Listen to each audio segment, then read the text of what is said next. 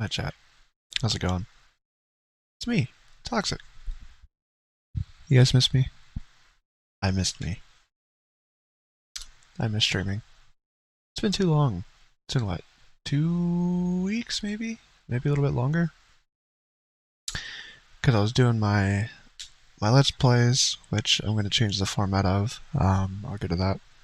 I was doing the body cam uh, until I ran out of those. And then... That was a bad idea. Yeah. So, basically what I'm trying to say in a shorter form is I'm gonna figure out my new content. Uh, Whatever works best. Shut up. I'm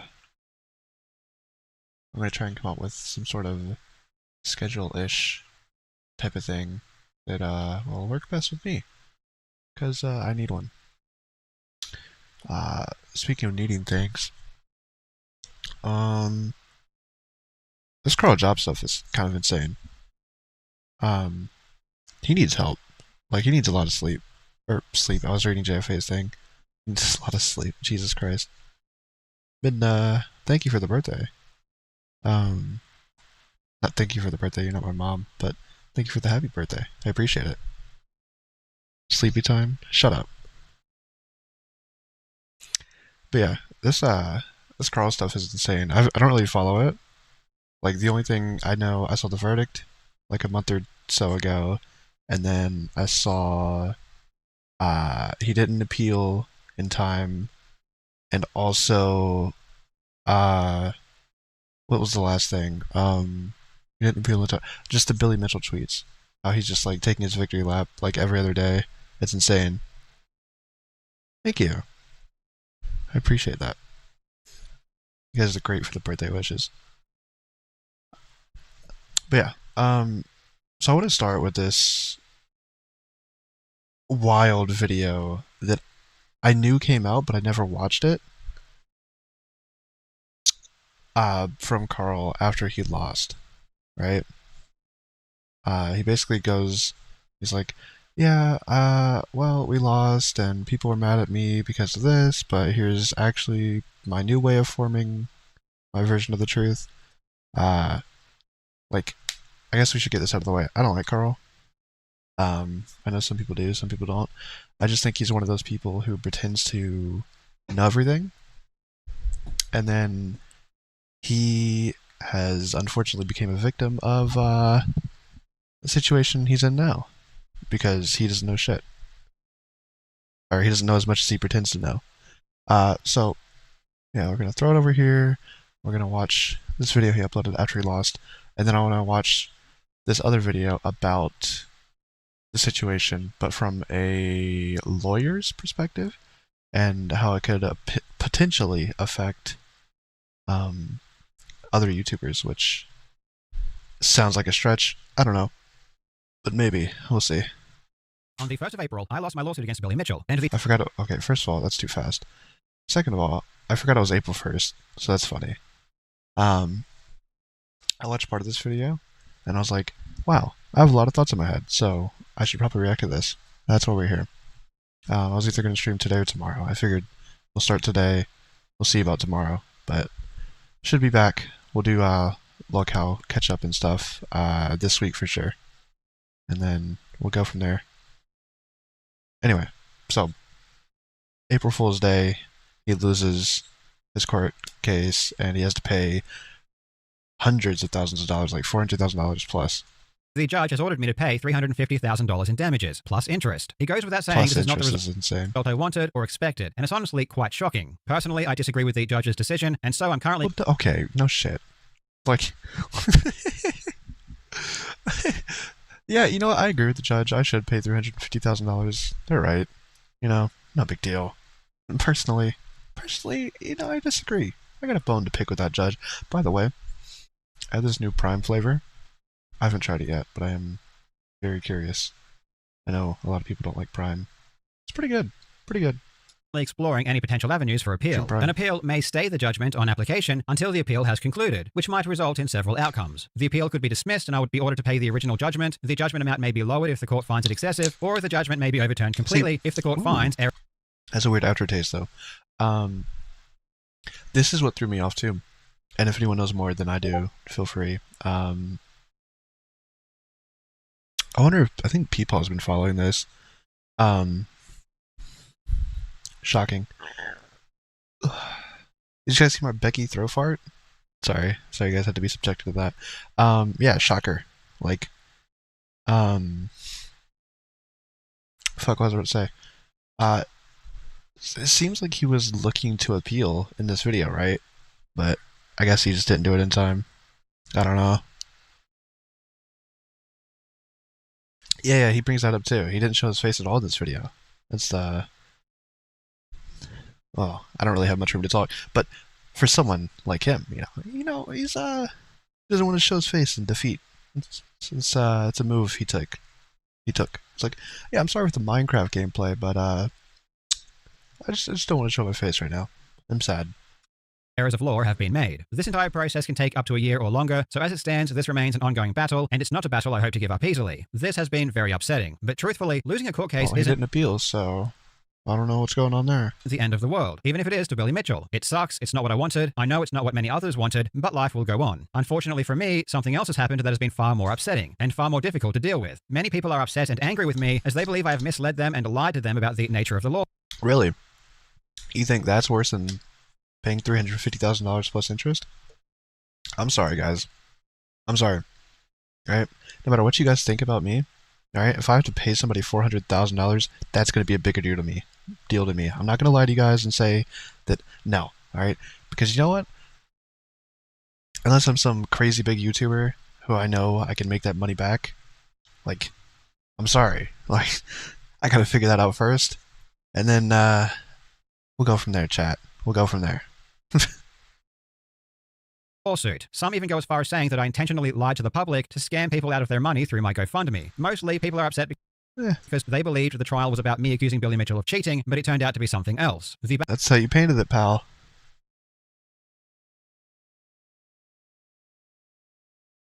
He says he doesn't do well on camera. Yeah, that's yeah. I don't know. He's never been truthful. Like, in his videos that he makes, like, I don't like him because he goes after YouTubers I grew up watching, which, that's just the roll of the dice, it doesn't matter. That's not why I don't like him. I just get the snobby tone from him. I get the, I'll never admit it, but I'm better, you know? Backlash has been pretty brutal, and it's not something... That's why, like, when this happened, I was like, Karl, I didn't think Karl was actually going to lose. But I'm not that upset that he did. Like, everyone wants to say, like, you shouldn't say this or that. Like, I don't really care. It just sucks. It's a terrible situation to be in. But you barked up the wrong tree, pal. I'd like to happen again, so I think it's... And for someone who claims to be as careful as you do in this video, well, you weren't too careful there, were you, pal? You put more thought into controlling the narrative for your audience and the fans than you did when you made that video. It's very important for me to be as honest.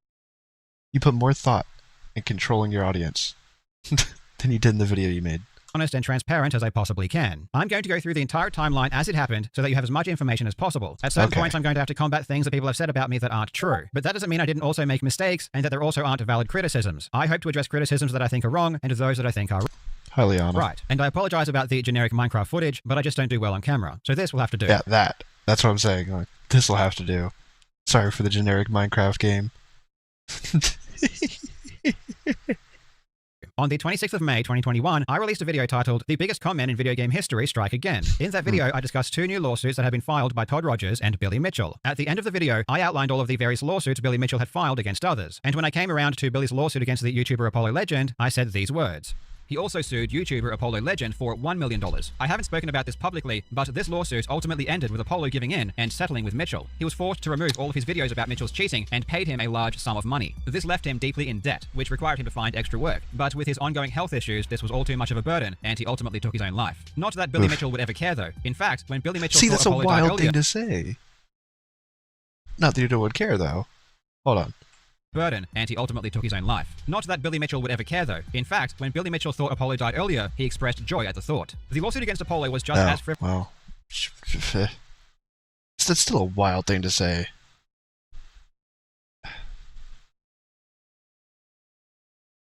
Yeah, eventually the lies build up, and it just eventually becomes too much. Like, you're screwed. Like, it's over. Hello?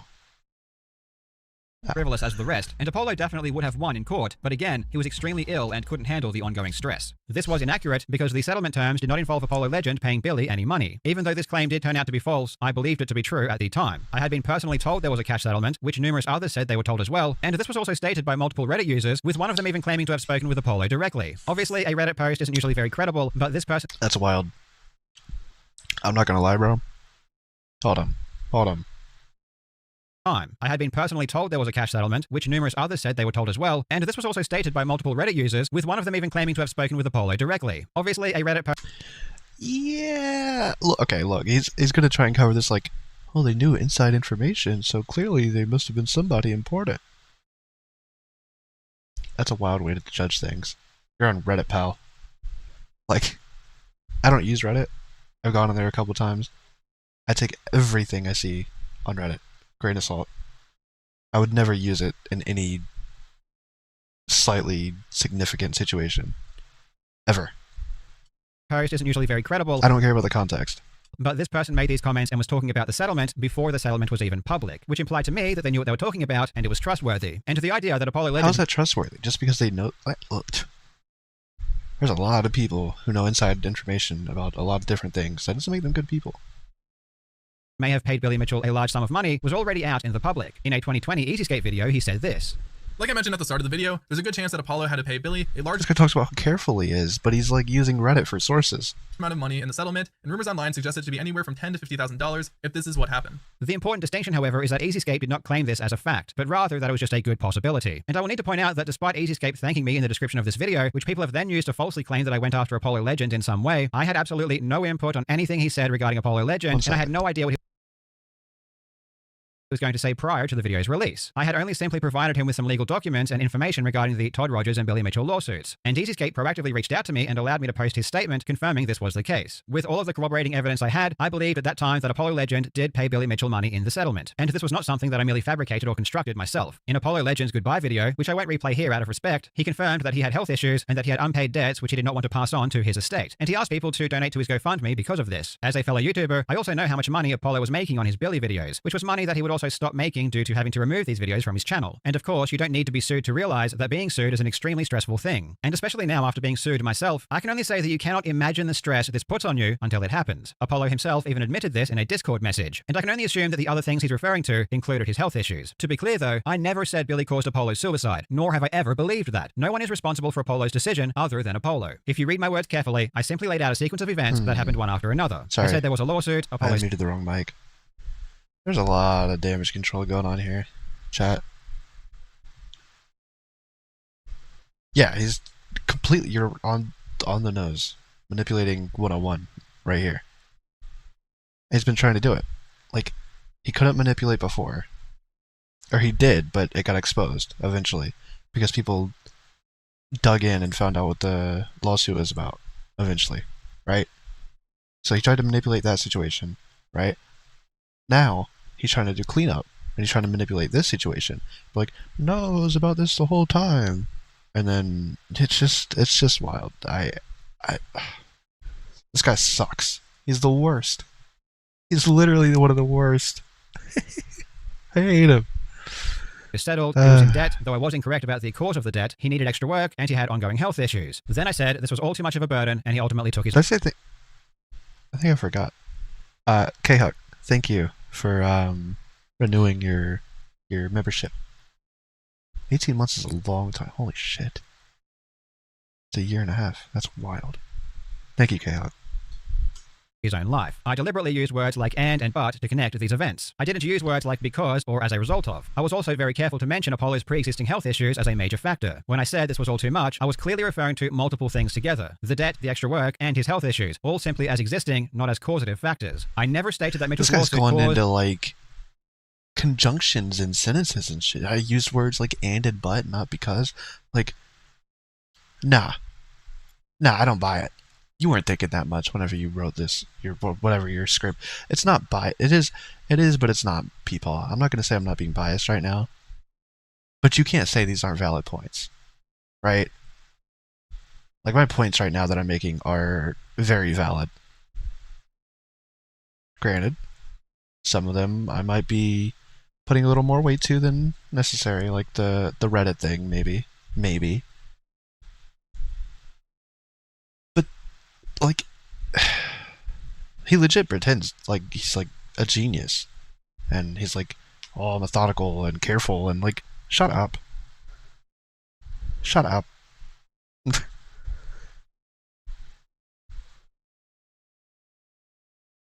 How to spot a liar. I might write that down. I want to get into reading books, or more specifically audiobooks, because I can't. You know, the whole one eye thing doesn't really work with reading, but audiobooks, thinking about getting into. Or could have caused Apollo's death. Any connection someone might draw between the lawsuit and Apollo's passing goes beyond what I actually said. I was extremely careful, though obviously not careful enough, not to make that claim, because I know the difference between describing a sequence of events and assigning blame for a tragedy. I did, however, get one statement of fact wrong, and trust me, I learned that lesson immediately. Ever since this very video back in 2021, and because of the resulting lawsuit, I have always endeavored to be much more careful about what I say. And if I do say something factual, I always try to ensure that I have ample concrete evidence to support it. On the 4th of June, 2021... Yeah, pal, like that Reddit you got, you chose. Concrete, huh? Contacted by Keemstar, who on a call advised me that Billy was very unhappy with the comment I made regarding the settlement, and that it was false. In response to this, I removed that section and advised Keemstar to tell Billy that I had removed it and that I would make a retraction if Apollo's brother or Billy provides evidence that the claim was false. I then sent Apollo's brother an email explaining the situation, and asked if he could confirm if my statement was incorrect. Several hours after I removed the speech engine? Okay. I'll keep that in mind. Thank you.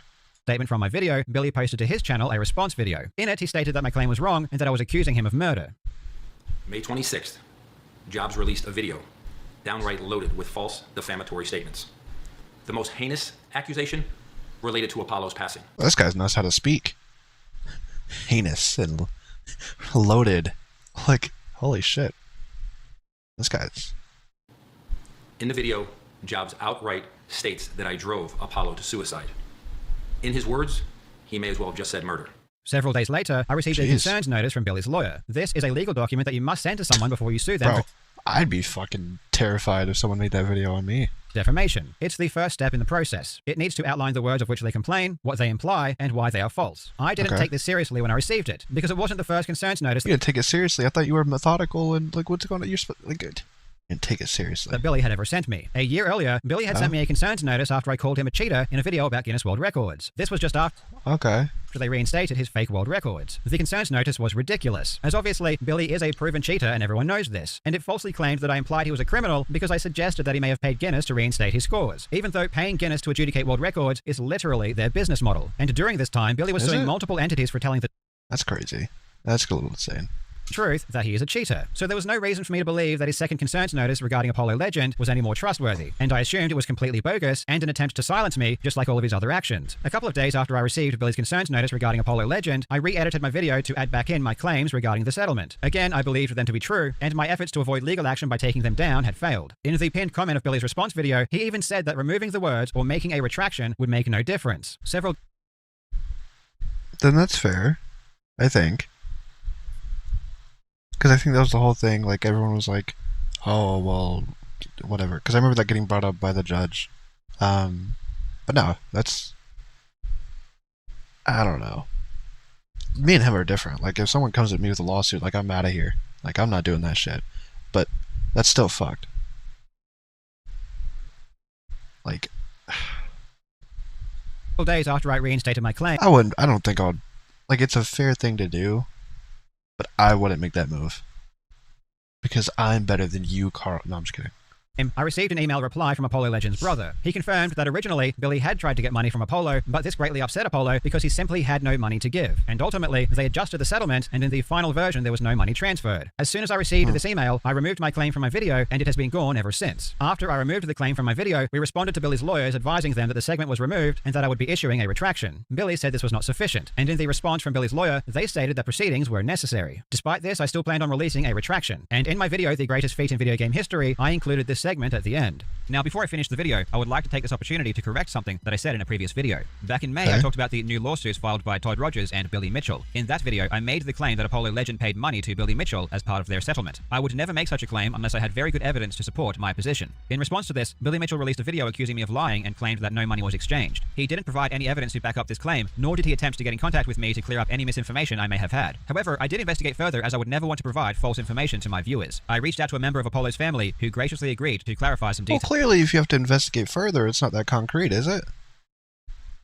Right? Right? If you're so certain, it's concrete is solid. All right.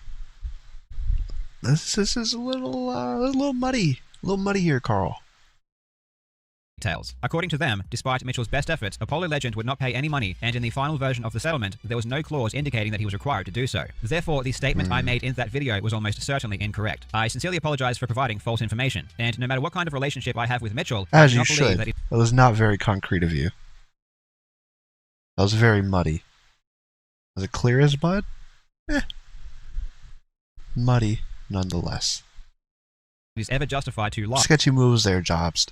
Or mislead. Mitchell also claimed that I was accusing him of murder. This is certainly not the case. I do have my opinion regarding the impact of the settlement on a... No, he said he did... What? Also claimed that I was accusing him of murder. No, he said it was like, adjacent. He didn't say it was. He said it was like accusing him of murder.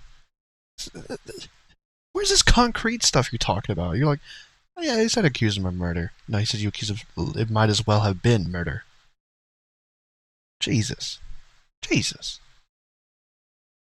This is certainly not the case. I do have my opinion regarding the impact of the settlement on Apollo's decision, but ultimately, it was no one's responsibility but his own. The only reason I mentioned it in that video was because I felt like it was important to let you know what happened, as I know many of you enjoyed his videos. My standard of evidence has changed dramatically since I made this original claim, so of course, now I disagree with my statement that I had very good evidence. But I was just trying to say that I didn't just make this up out of nowhere, and I didn't consider Billy's legal threat against me as him trying to get in contact with me, which is why I said that he didn't. After I released my retraction, my lawyers contacted Billy's lawyer to let them know, though we never heard back. I've heard a lot of people say that I never made a retraction, or never attempted to correct the record, or was trying DramaTuber, yeah, to hide my retraction, and that if only I had just made a retraction, this entire thing would have been avoided. But that's just not the case. I wanted the retraction to get as many views as possible. I even said as much to my lawyers at the time, and ultimately it did. My retraction got far more views than the original video, but it was clear from Billy even before I made the retraction that it wasn't going to affect his actions in any way. Then in September 2021, Billy filed his lawsuit against me. Yeah, he told you Those are the that. events that...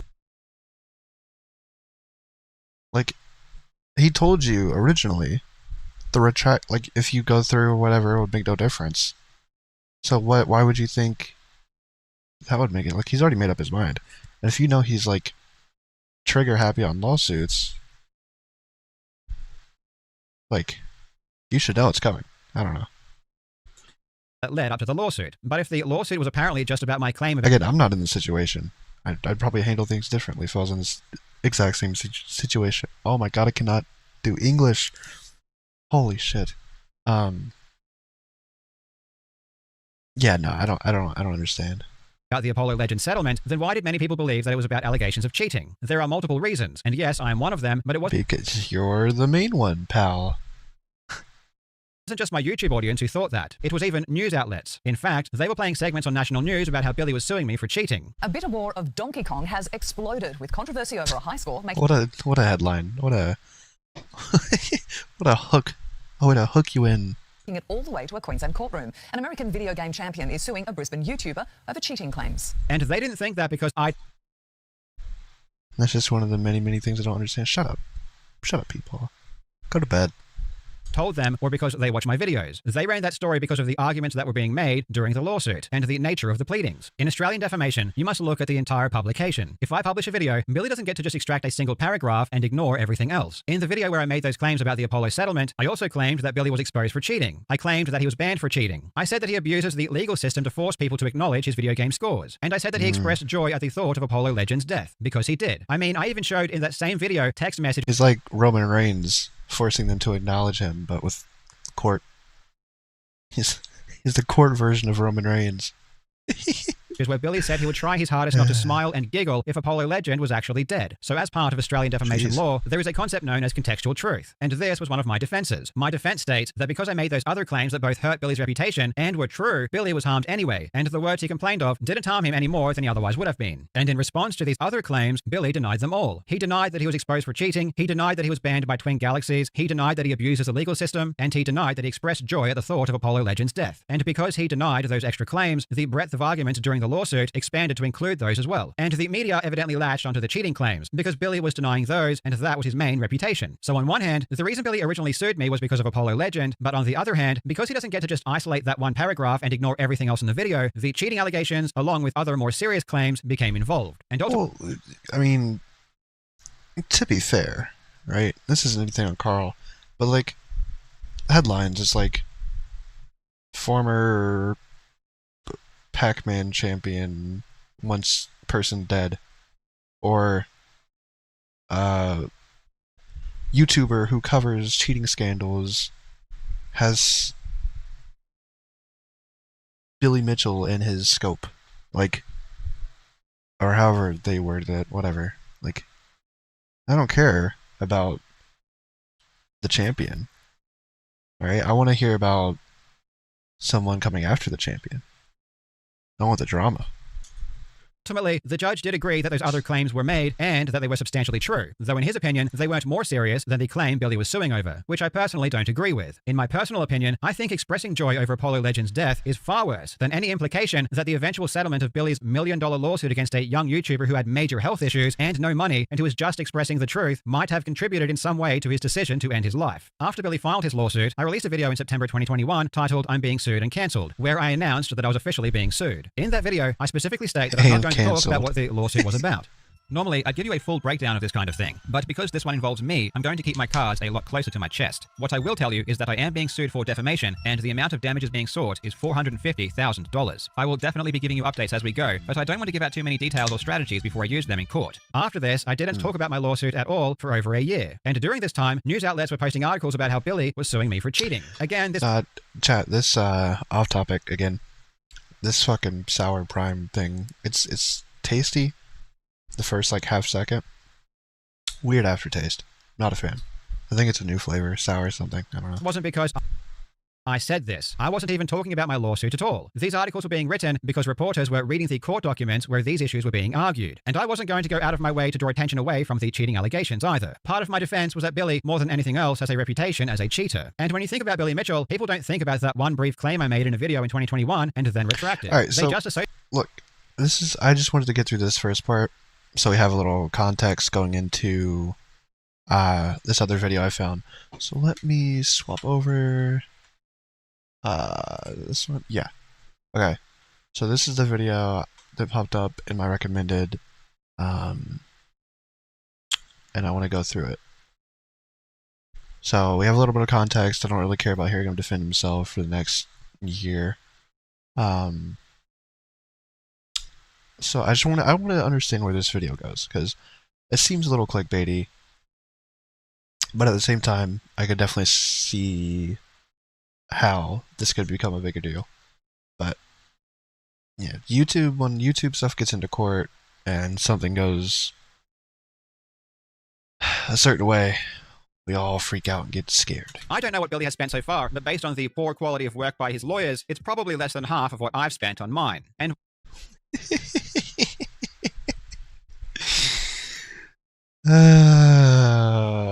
okay, listen. Alright, I do have to say, because this happened to me yesterday, Billy Mitchell's Twitter has been really funny. Okay. But it's been over a month, and he hasn't stopped. He's still going. I had to mute him. Okay? I get it. You won. You want to make fun of him.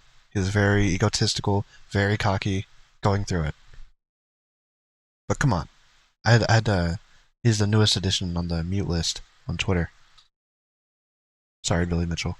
While my loss Send me some free hot sauce and I might change that. seems unlikely, I would be an idiot if I didn't prepare for it. Hey guys, so today we are There you go. He's prepared.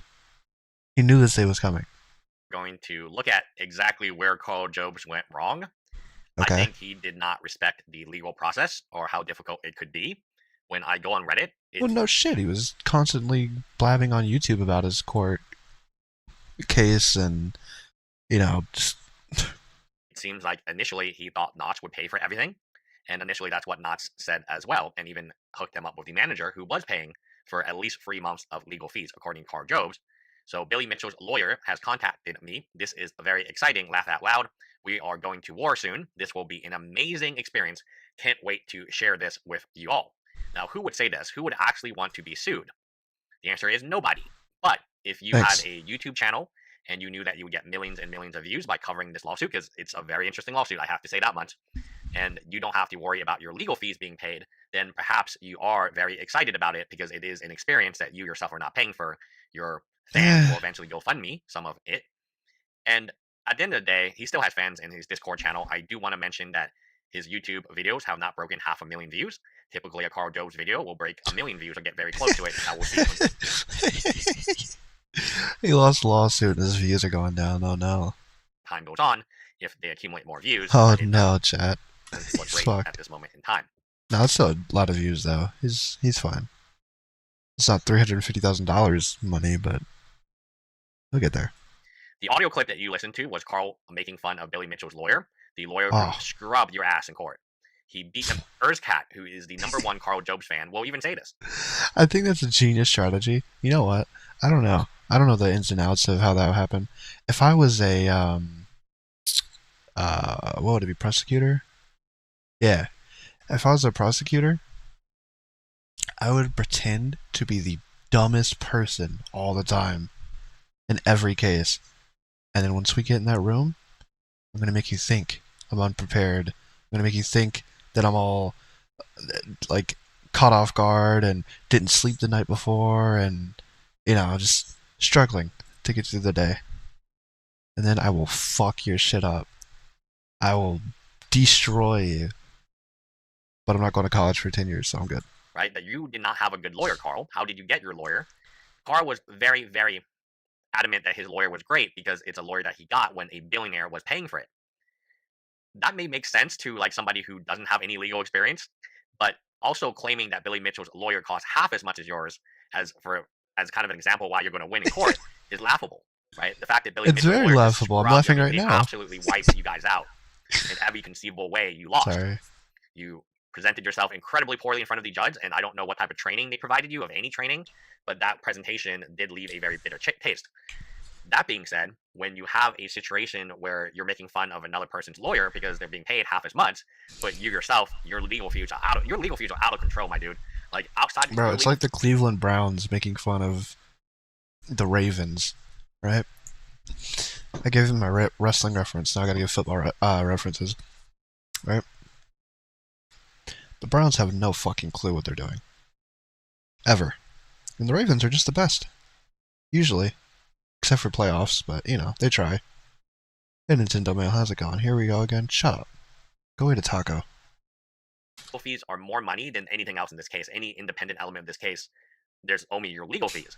I think the initial strategy was run up the bill. Notch will pay anyway, and we will see what happens later. If I lose, that's okay. Notch will pay. If I win, great. I made a little bit of money from my GoFundMe, and Notch will pay.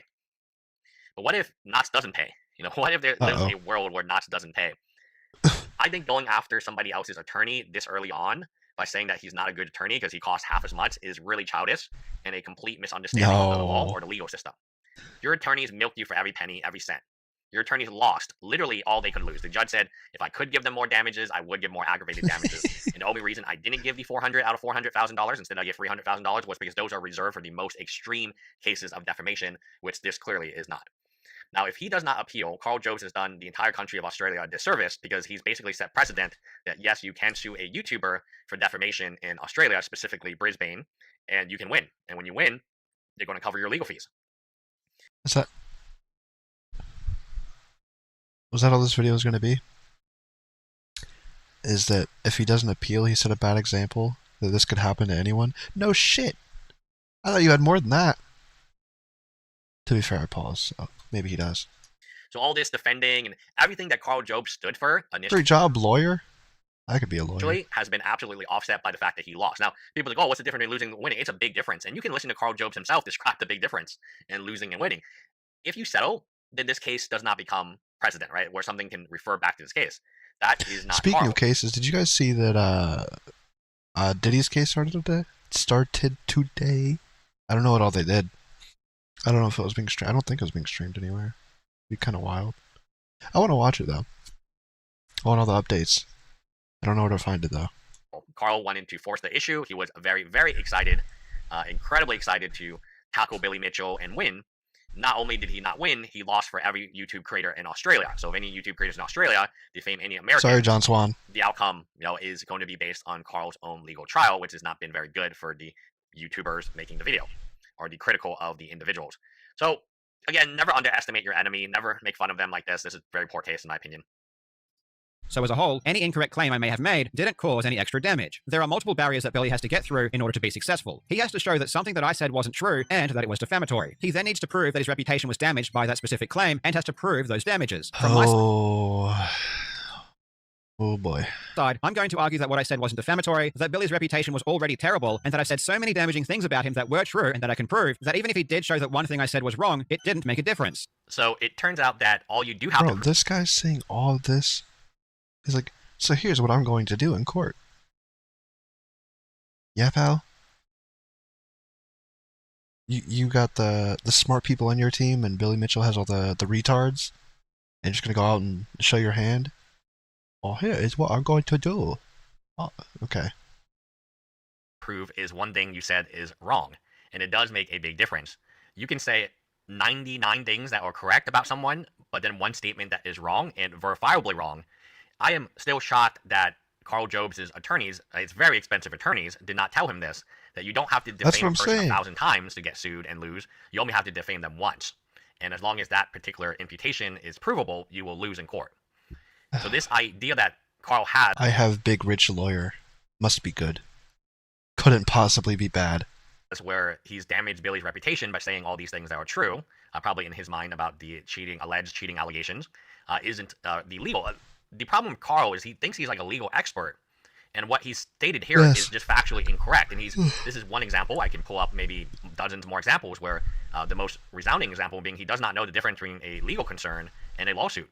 Either he does know the difference and he's intentionally misleading people, which I don't think is the case, or he simply does not know the difference. But you know what? That's okay, because I don't pretend to. It is not 100%. I don't pretend to know everything. Clear. He knows that what the differences are, because there's... And that would be kind of crazy. You got sued and lost, and you didn't even want to Google it. You didn't even want to go, oh, what did I lose? So this is his legal understanding of the case, which is completely wrong, right? You could say, so let's say we're a news network channel, and we say like 100 right things about Donald Trump that are correct. As soon as we say one thing that is incorrect that would damage his reputation, and that can be proved that, that we thought was fact was not proved, we're going to get sued. And we're going to lose if it can be proven that we acted, Here's what I'm curious about. Is it about damaging the reputation, or damaging the reputation more than it already is, right? Because let's say Trump wasn't the president. If you said something defamatory about Trump, would it have to cause enough of a problem or impact on his already rough reputation? Or because, I don't know. There's things I'm tossing around in my brain. My brain's gone. It was false, but we ran the story anyway. We didn't do correct background checks, or we had malice towards Donald Trump himself, right?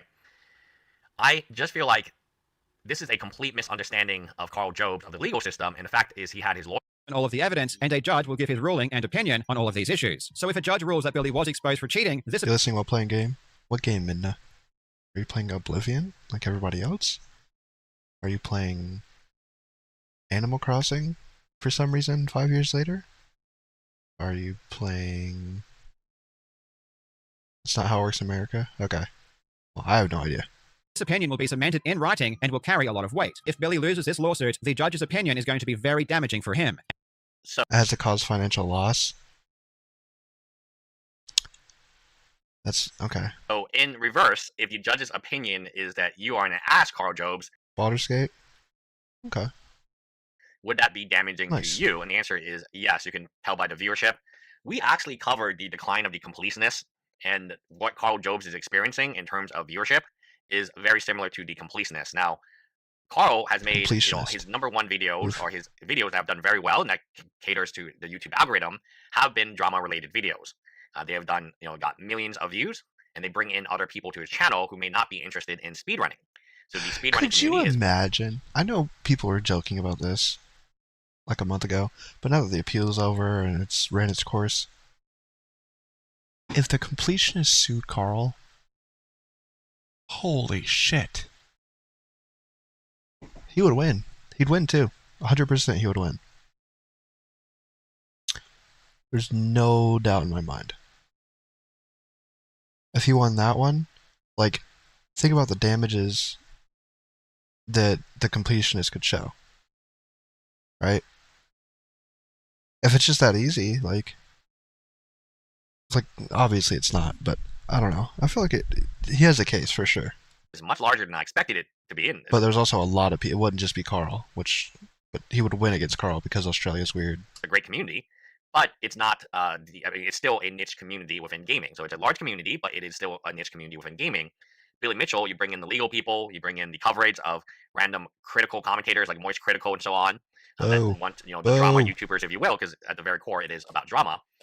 You have a weird situation playing that Karl knows that this drama is good for his YouTube video, or YouTube channel, but now he also knows that he can easily be sued. Karl's in a very vulnerable position right now, and I don't know if his lawyers have told him this, but according to Billy Mitchell, there are only 2 judges where he lives, maybe he can move somewhere else in the world, where that handle defamation cases. And one judge, again, Karl has gone on record saying he feels like this judge has attacked him multiple times. That's not a feeling, Karl. That's what the judge thinks of you. That's what the judge thinks of you as a human being, that you are a shit. I feel like this judge doesn't like me. I feel like, everyone usually likes me for some reason. This guy doesn't.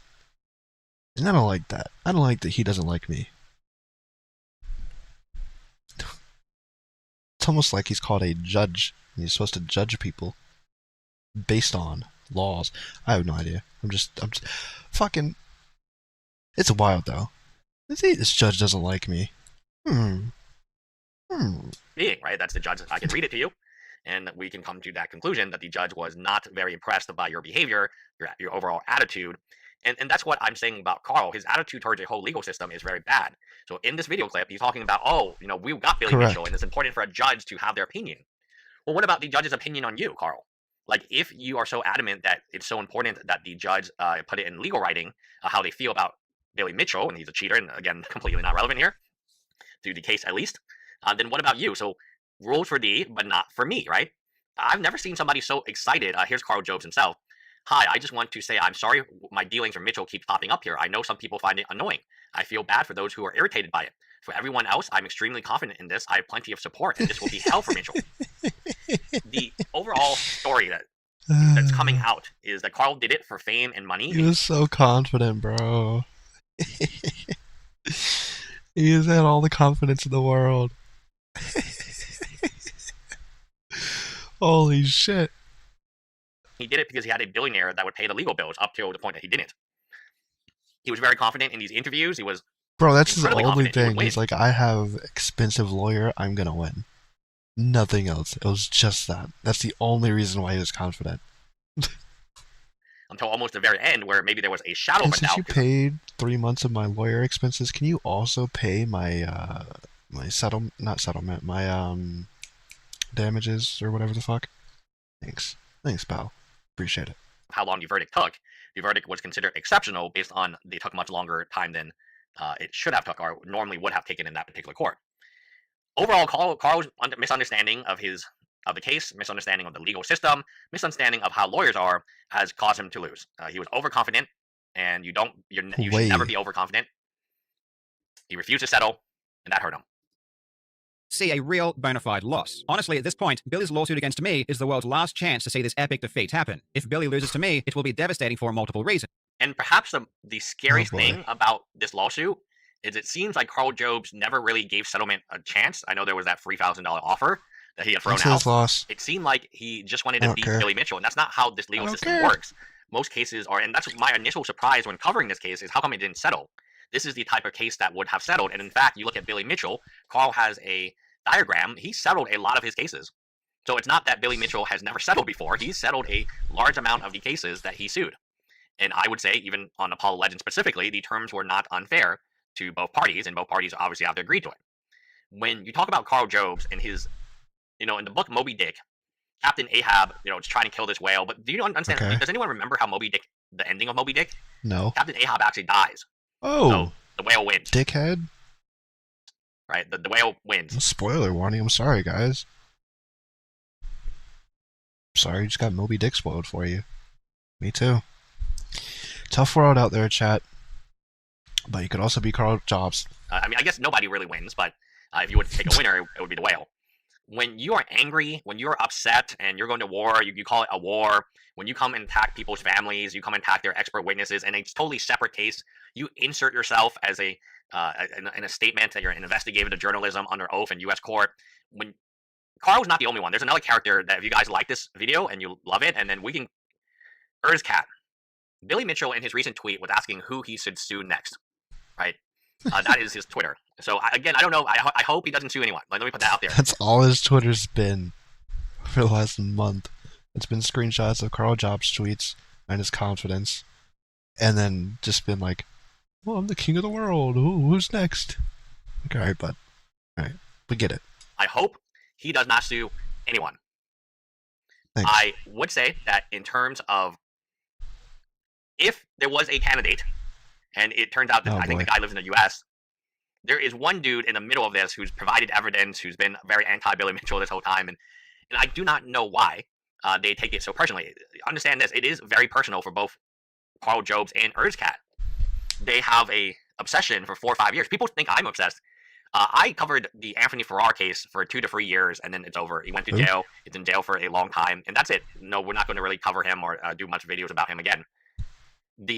And I didn't sue him. We weren't engaged in a lawsuit. I wasn't writing 5,000 word pages. I do what I would call very minimal content, where it's just I think about it anyway, and I just like to talk with you guys. I do read the comments, even though I may not respond. And maybe we can do a live stream today.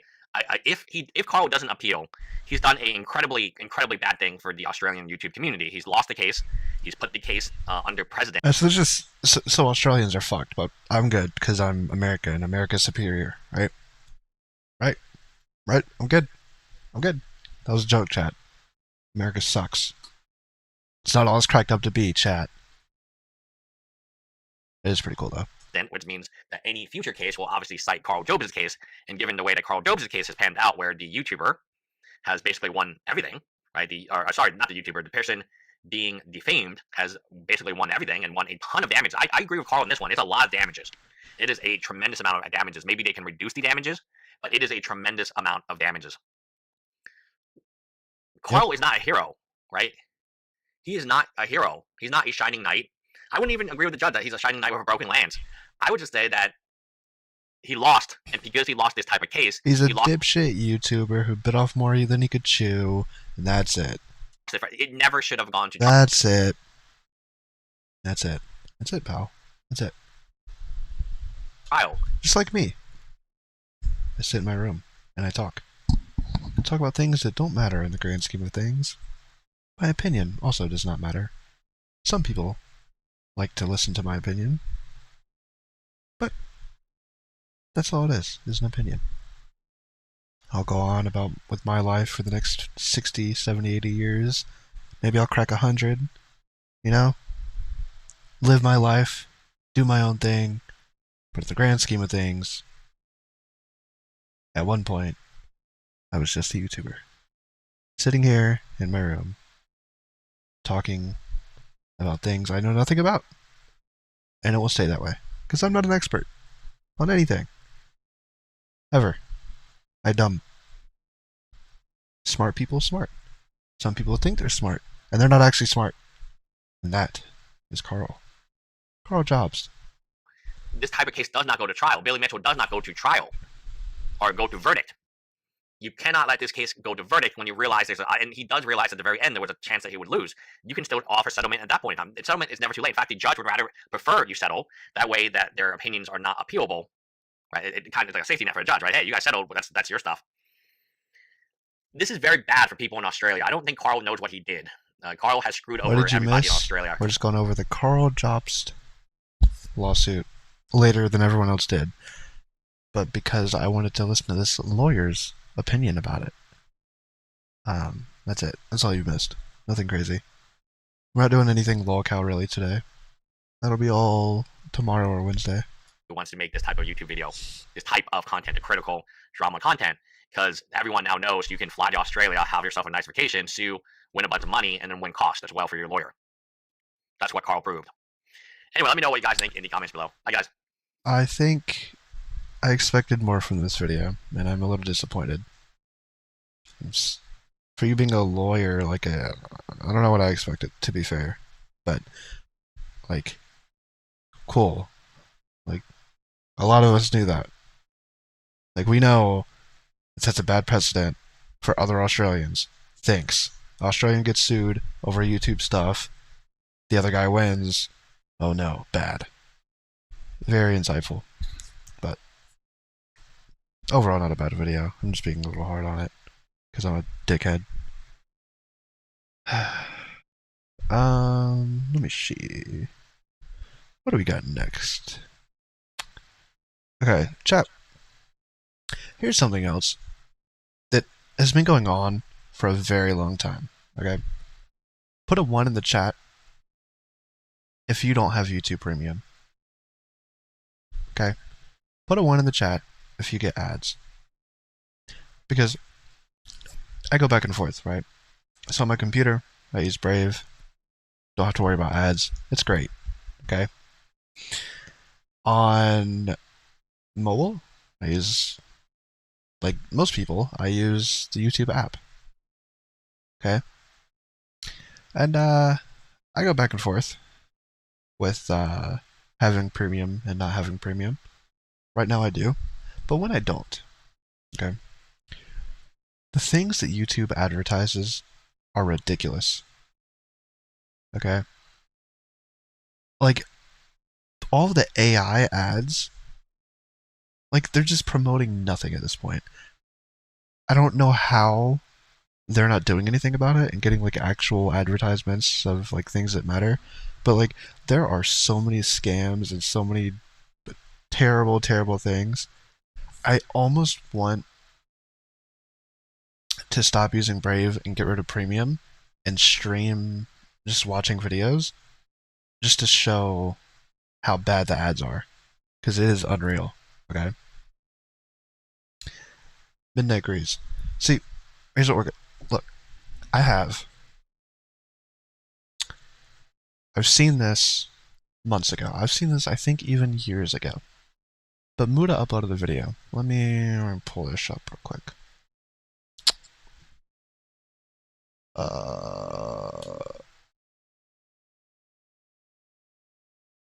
So Muda uploaded a video, right?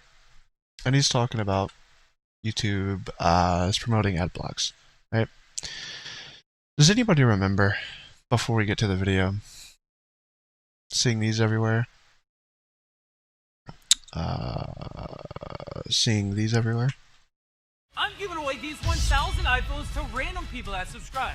Like Steve, he just subscribed, so we're gonna ship him that iPhone. If you want an iPhone, press the subscribe button down below for a chance to win one. We're giving away $1 million. Anyway, they're taking these and they're just throwing them everywhere. There's AI Mr. Beast videos going everywhere on YouTube ads. It's terrible. Okay. Yeah, you even have the dead Mr. Beast. It's hello, this is giveaway. You are winning if you enter a like button. Blah. It's the whole thing. So I figured, because this video is just also my recommended, because occasionally I'll watch Muda. I don't care.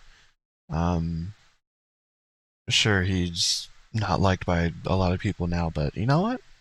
Sometimes I care about other things than commentary drama. and he covers it. He does a good variety of topics he talks about. So I don't know why like this isn't a new thing. This has been going on for at least a year, if not longer. But let's see what he's got to say about it. If none of your friends have told you about the skip forever button, those aren't your friends. This is I haven't seen this one, skip forever button. The one I usually see is like, it's like an AI, it's an AI voice. It's like, I don't remember if it's is it a VPN? No. I'm trying to remember what they were promoting. Because I was trying to look it up before the stream, but you know what? We're going to play a game, chat. On my phone, I'm going to go on the Now Recording account because we don't have premium on that account. I'm going to click on a random video. Okay, well, I'm not watching Teddy.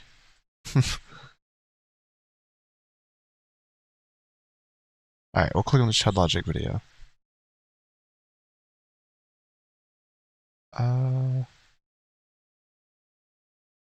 Okay.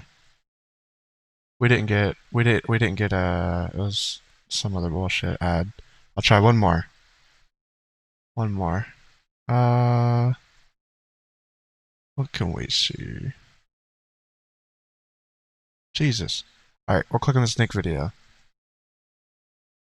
No ad. Good job, Nick. Sorry, pal. I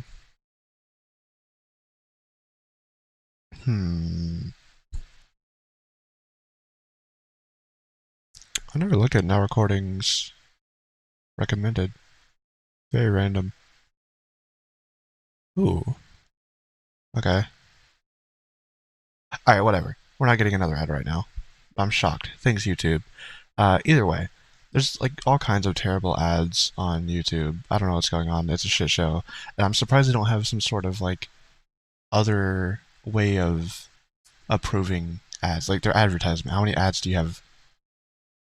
How many ads do you have to promote? Or approve, not promote. Like it can't be that many that you can't have a group of people sitting there and going through ads to approve. Because Jesus Christ, YouTube, you're literally promoting scam. Could you imagine if television? Well, okay, let me. Okay, I was about to show my age there. No, I know YouTube or TV does it too. Imagine if they just had like AI, like you can have commercial-free TV if you go on website and purchase jailbroken cable box $69.99 a month plus $200 in fees. I don't know, but imagine if we had just like shitty little ads on TV. At least TV, like sometimes you want to watch the commercials, right? Because you have companies like Geico who make it entertaining. 15 minutes can save you 15% or more on car insurance. Yeah. But I'm not sponsored. I take that back. It's because they don't care. Yeah, YouTube doesn't care. They have all these problems, and people go to Twitter and they cry, "Hey, Team YouTube, fix this." Okay, we'll look into it. Maybe there's like a 2% chance it gets overturned or something. And there's shitty little automated replies, and they'll finally get a real person that replies, and then nothing ever happens usually. Or, yeah, it's like, no, there's still a problem. Thanks for causing a big uproar on Twitter, but we're not going to do anything still. We don't care. It's like, I don't understand what YouTube's doing. I will give them a plus, though. YouTube, they have a playback speed thing you can try out with YouTube Premium right now, and it goes up to 4 times speed. I'm loving it right now.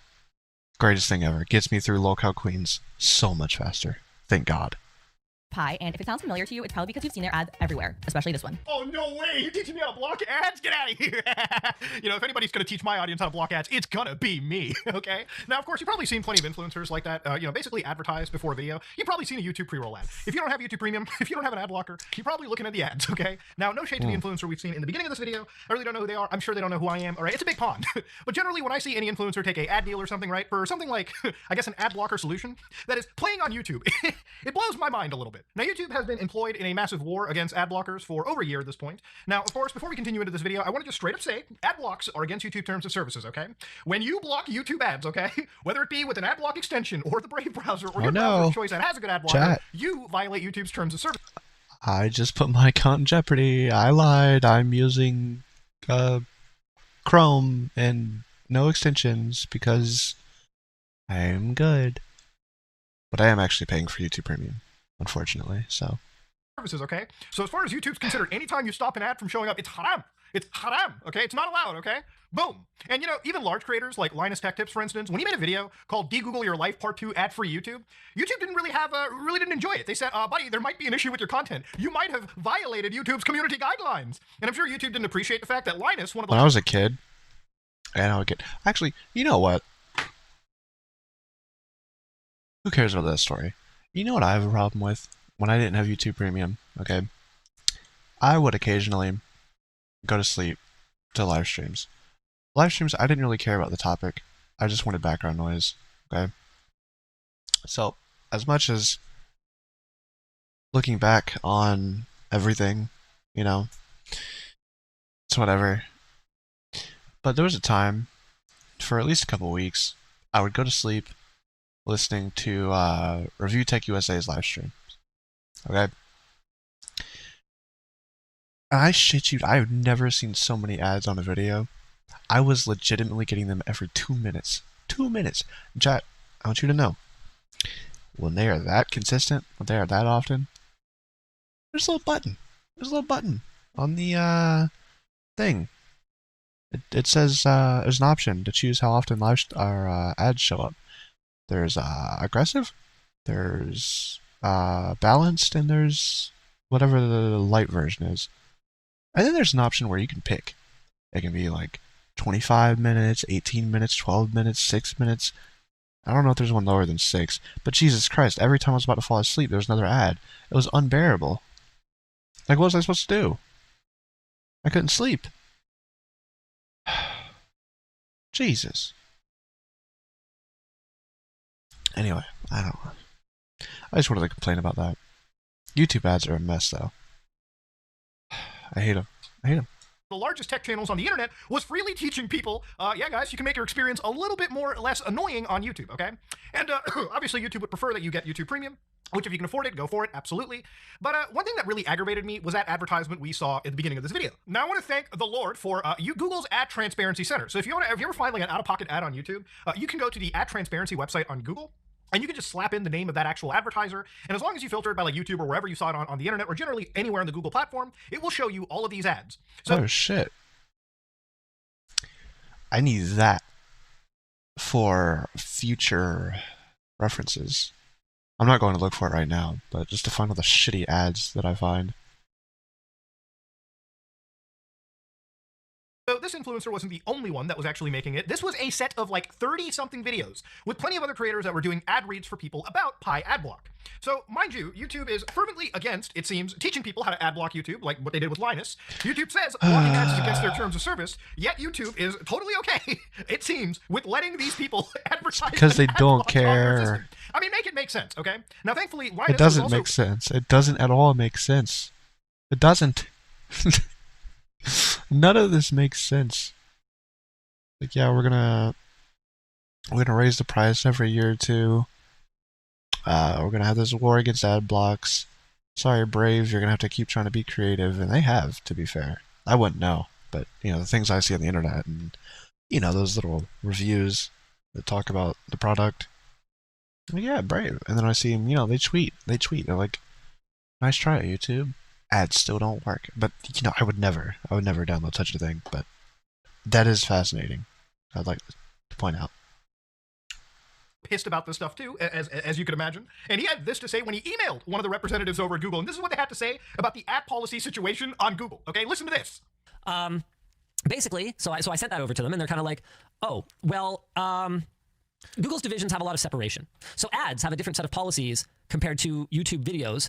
And there is currently no policy against advertising an ad blocker, even though that ad blocker appears as content on YouTube. What if? Whoa, that's a little wild, my Canadian friends. You can see even Luke's face was like, whoa, what are you talking about? Now, of course, the thing about this, ladies and gentlemen, is I actually agree. I actually can see exactly what Linus is talking about. Now, this is not a screenshot from me, mind you. I actually got this from the good old YouTube subreddit. But ads like this, AI character will I'm show sure an there AI are generate certain policies that are different, but what? What's up, Neon? How does that even make sense? Woman, okay, very, very entitled. I mean, you might as well not be wearing clothing at this point. AI-generated NSFW video. I can make you come in 1 minute. Now, again, if that ad is seemingly allowed on the platform, then there really isn't any goddamn hope for any of us, okay? So to go back to Pi Adblock, for instance, right? I wanted to really look and dive into Pi Adblock because why is it that YouTube is suddenly promoting or letting them promote an ad blocker, which is against YouTube? Thanks, Neon. I should be back for a little bit. Yeah, my goal is to stream at least 14 times. That's why it says day 1 of 14. That might not sound like a lot, but we'll see. We'll see. I'm going to try and stick with it. I think locale catch-up will definitely inflate those numbers a bit. Terms of services. Thank God. You go to pi.org, which is, I guess, the People's Internet Experience as a company, like haha funny, block ads. And then it's interesting. They're talking about getting paid. So you're telling me this is an ad blocker that pays me money? Whoa, surely there's nothing ethically wrong with this. Browse ad-free with Pi Adblock and earn cash rewards for the ads you choose to see. You know, we're a long ways away from the Bing browser tab that I used to use back in the day, okay? That's how I was able to get like a $5 Xbox DLC, but we're getting out of here, okay? So they've got 18K Chromie store reviews. They're verified by Google, which is great. You know, it's like I'm sorry, at this point it almost feels like an entrapment situation. Like if I choose to install this extension and start going willy-nilly on YouTube, I'm going to eventually face like a TOS thing. Like, what is this? Okay, why is the house telling me to break its rules? That'd be a smart way to catch people, as if it's actually a 4D chess move, right? So they're promoting all these ad blocks on YouTube, and they're actually working with them in the background. And they're going to scoop up all your little data, right? They're going to scoop up your little data and all your little information, your account, your username, your ID, whatever the background shit is that they use to identify. And they're just going to swipe you away like you never existed. You're dead. You're gone. And that's what they're going to do. That'd be smart. That'd be really fucked up. But that is a 4D chess move. Rules, or at least promoting the tool to break its rules. Come on now. You can add this to Brave. No, thank you. I've got the Brave shield, okay? The lion's keeping me safe. So if you go down over here, they very much really say, yeah, you can block YouTube ads, okay? None of these, get rid of those pesky ads there. You can block those Twitch ads. And then, of course, the earning rewards, right? So, for instance, they say you get Since we're on the rewards, so topic, get paid with you know what else I hate? I hate the ads that are like 2 hours long. Or any ad, honestly, that's over 30 seconds. Right? Because sometimes I'm doing shit, right? I have, like, again, I have premium now, not that big of a deal, right? But how inconvenient is it when you're doing something else and you have a YouTube video in the background and then you realize, right, there's an ad and it's like, yeah, you can skip this, but it's also an hour. So I'm going to make you have to click this button. I don't care what you're doing, you're going to come back, you're going to click this button. Like, fuck you. Like, that's such bullshit. I hate it. I hate it. What's up, weird collar guy? each click. All right, that's cool. Okay, so I get paid money. Fair ads get paid with each view. Traditional ads that pay you from Pi and our partners. So this is where we get into the ethical shit, but we'll get to that a little bit later, okay? So I guess the point of this whole situation is they made an ad block that I guess sometimes shows you ads, okay, that I guess let you earn some money on the side too. Now this isn't too far different than other ad blocks. I think maybe the Brave browser, I have to kind of go into the settings and check and verify this again myself, but I think that a lot of ad blocking solutions allow you to enable like a rewards program that pays you a little bit, right? I think with Brave, it used to be that it gave you like a cryptocurrency called BAT, which is basic attention token, and you could, exchange that for like another cryptocurrency and eventually find yourself in the land of the US dollar or whatever fiat currency you use. Over here, I guess as long as you earn what appears to be $10, you get like a payout from these guys, okay? How now, exciting. if you remember Honey, I can for have instance, right? Batcoin from watching ads. It was a pretty popular extension. Years ago, you probably saw like one of the largest creators, some of the largest creators on YouTube also promote this, extension. Now, obviously, Honey, at the beginning of this year, had a pretty massive controversy, okay? Now, if you don't Am I the only one who didn't care about this controversy? Controversy, Jesus Christ. Today is not my day. Lawsuit, and I guess the best way to describe it is probably to read you what this class action lawsuit is alleging. So Honey was a widely used browser extension that is offered to online shoppers for free. You install this, and basically what it does is it combs the internet for, I guess, all the coupon codes out there, and it applies to online purchases, and it reduces as much of the price that you have to pay as you can, okay? It does this apparently all for you, all right? So in detail over here throughout the complaint, but the quick abstract of it is PayPal, the actual new owners of Honey, or the people that had acquired it, programmed the Honey extension to allegedly systemically appropriate commissions that belong to online marketers like plaintiffs and class members. It does so by substituting its own affiliate marketing cookie in place of the online marketer's affiliate cookie, and this happens even though the customer used the online marketer specific affiliate web link. So if you go to your favorite YouTuber, they have like an affiliate link for a product, you go there, Honey would allegedly jump into it and replace the affiliate like code or the affiliate cookie for your creator with theirs. So basically the creator who promoted the product, at the final checkout. It sucks, but it's not like I'm going to stop using Honey because I want to support the YouTuber and spend more money potentially in the long run. Like, I don't know, bro. I'm cheap. I don't like spending money, right? I'll take the cheaper way out. Now, if it's the same price, sure. I'd rather support the YouTube or whatever. Nah. Like, Honey would actually just swipe the actual commission from you, okay? It's a very unethical situation, allegedly is what they were accused of doing. And the reason why we're bringing up Honey in this situation is Pi is actually founded by the... Did they ever respond to that, though? Like, did they ever address it, or did it just go under the radar and we just move on? Former staff that created Honey, okay? Ryan Hudson, the individual, the co-founder of Honey, is the person behind Pi, okay? Literally a startup that was created not too long ago, by the way. And according to the Register, as of December 2024, the ad block Pi, because of its massive advertising campaign, has actually racked up, according to this, about 1 million users, and it's probably a lot more than that right now. So even looking into just some basic controversies surrounding Pi. What's up, Shadow Humor? What is this? I wanted to stream. I didn't know what to talk about, so now we're just going through my YouTube recommendations. Why? What do you want to talk about, Shadow? One of the things that I had seen pop up a few months ago was the fact that apparently there was code that was being taken from a competitor, uBlock Origin, and they were basically copying what appeared to be... Let you call in? You can call in. Are you in my server? Or do I have to invite you? Let me see. I'll get you an invite. Let me see. Add an invite link.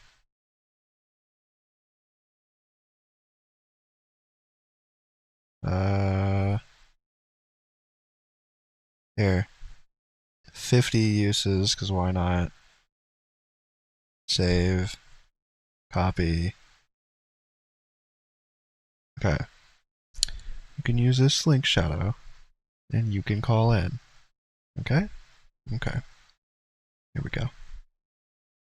Filter lists and code without complying with GPL requirements, which again is incredibly important, okay? It's very important that people follow these things. And again, this was one of the controversies that I saw effectively popped up, and it was just Internet Salutes kind of looking around here. In fact, as of some of the latest updates here, which would be January 4th, 2025, the issue apparently seems to have progressed. They are still not complying, though, as they are not granting 4 essential freedoms present in the GPL license. So according to this person, what they claim to say is the latest version of Pi Adblock at the time that they were reviewing was December 31st, 2024. They downloaded Pi Adblock CRX file, unpacked it so they could read the code. Originally, they did... I don't understand all this Pi shit, to be fair. This Pi shit's a bit much. Things like that affiliate fraud, for instance, right?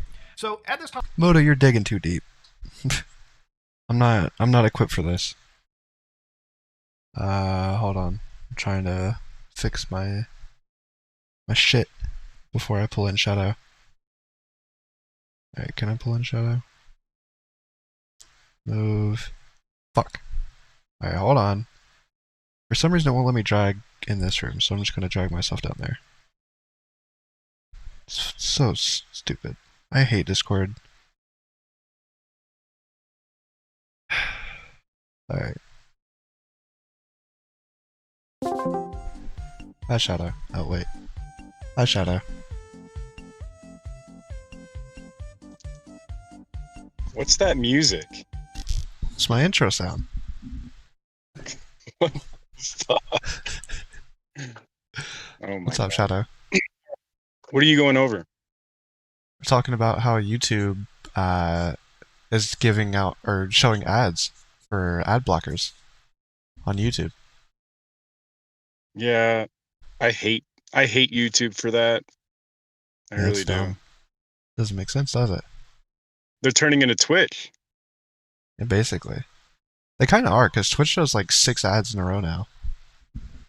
Like they're... Yeah, it's unwatchable. I mean, why do you have to pay to get a good experience from that you're already subscribed to people? Why the fuck do you have to pay for a good experience on a website? It's a fucking website when it comes down to it.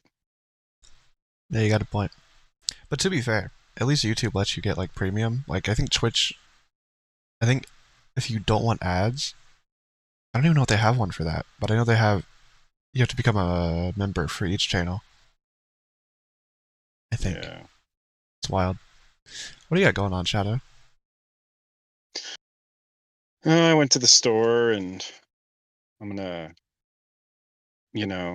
clean and do some errands, and I'm procrastinating right now, and I'm trying to figure out ways about to blow off my responsibilities. And I saw you were streaming, so I thought I'd come in here. I'm proud. I'm glad to help your procrastination. Definitely, dude. What'd you get at the store? But just some food, crap. Nice. I got some deodorant. Nice. I need to buy some deodorant. I'm almost out. It smells good. It smells really good. It's cremo, or whatever. Cremo? Nice. Yeah. I don't know. But what have you been up to? I mean, are you just streaming because you're bored right now, or what? Yes, that's it. That's the only reason why I'm live. I'm so bored. I don't know what to do with my time. No, are you being? I can't tell if you're being serious. Are you being serious? Yeah, no, I'm actually being serious. I'm bored. Okay. Yeah. I know. You don't stream very often, and I'm trying to. What's the deal with your channel? Are you gonna do those game shows or anything anytime soon, or what? Probably not. They were a lot of work to like get everyone's schedule worked, and then all the like questions, and it was a mess. And then they took a really long time to edit. Like, yeah, I don't know. Like, people like them. I think they ran their course. I'm still proud of all of them, but Yeah, I think they were fucking awesome, but when I was on it, there was like a bunch of crazy shit going on behind the scenes. Yeah, it was a mess. You know what I mean? Yeah. But overall, it turned out like good. Like, I'm proud of. Yeah, it turned out great. I thought they're fun to watch. They're really fun to watch. Yeah, I go back, I forget some of the shit that was happening. I'm like, oh my god, like. Yeah. Yeah, maybe one day I'll do not updated, but like a one-off type of episode. Yeah, I called Banana a little bit, like I think a couple days ago, and it starts off, "What do you want, you stupid fuck? What the fuck do you want?" And then I'm like, "Hey, bro, how you doing?" He's like, "I'm doing all right. I'm doing okay." Yeah. Very aggressive. It's fun. It's all fun, man. It's all fun, I was telling people a little bit ago. It's like I don't hate anybody, you know what I mean? I don't hate anybody. Like, true. if I had a problem with you, it's like, whatever, man. That's not true. How is that not true? You hate Jeff Huffman. I don't hate Jeff Huffman. I think he's an easy person to poke at, and I'll get a response. It's easy. Okay. That's still one of my favorite moments in the recording, is just you running off on Oh yeah, dude, I poked at him on Twitter when I had a Twitter. I said some row machine. Yeah. And he took a photo, and he was turning his head towards like a mirror or something, and he took the photo, and I was like, "Man, keep your head straight, I thought you were a personal trainer, you could hurt yourself doing that." And we just went back and forth. He was pissed. He was fucking furious that I would call him out on that. It was hilarious. That's funny. I don't know. Jeff's a nice guy. He really is. I just like to fuck with him. What it comes down to, a lot of these guys that, you know, I yell at or fucking piss off, they're nice guys. They're all nice people. I just like to piss them off. It's just, you know, it's just fun. That's the internet for me. I think you should really start causing chaos in the locale universe. That's content. I have. That is true. Keem, you do donate Keem sometimes. Keem hates you. Yeah. Well, whenever I donate, I'm making fun of Keem, or I'm, you know, making fun of something to, you know, someone's like, what the fuck? You know, what are you saying that? Like, my donations are all like yeah. trolls. You know what I mean? Yeah. But yeah, I guess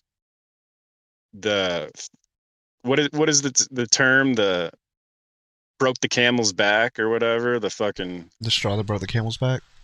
Yeah, the straw that broke the camel's back. I called Brantley a doormat, you know. Yeah, that'll do it.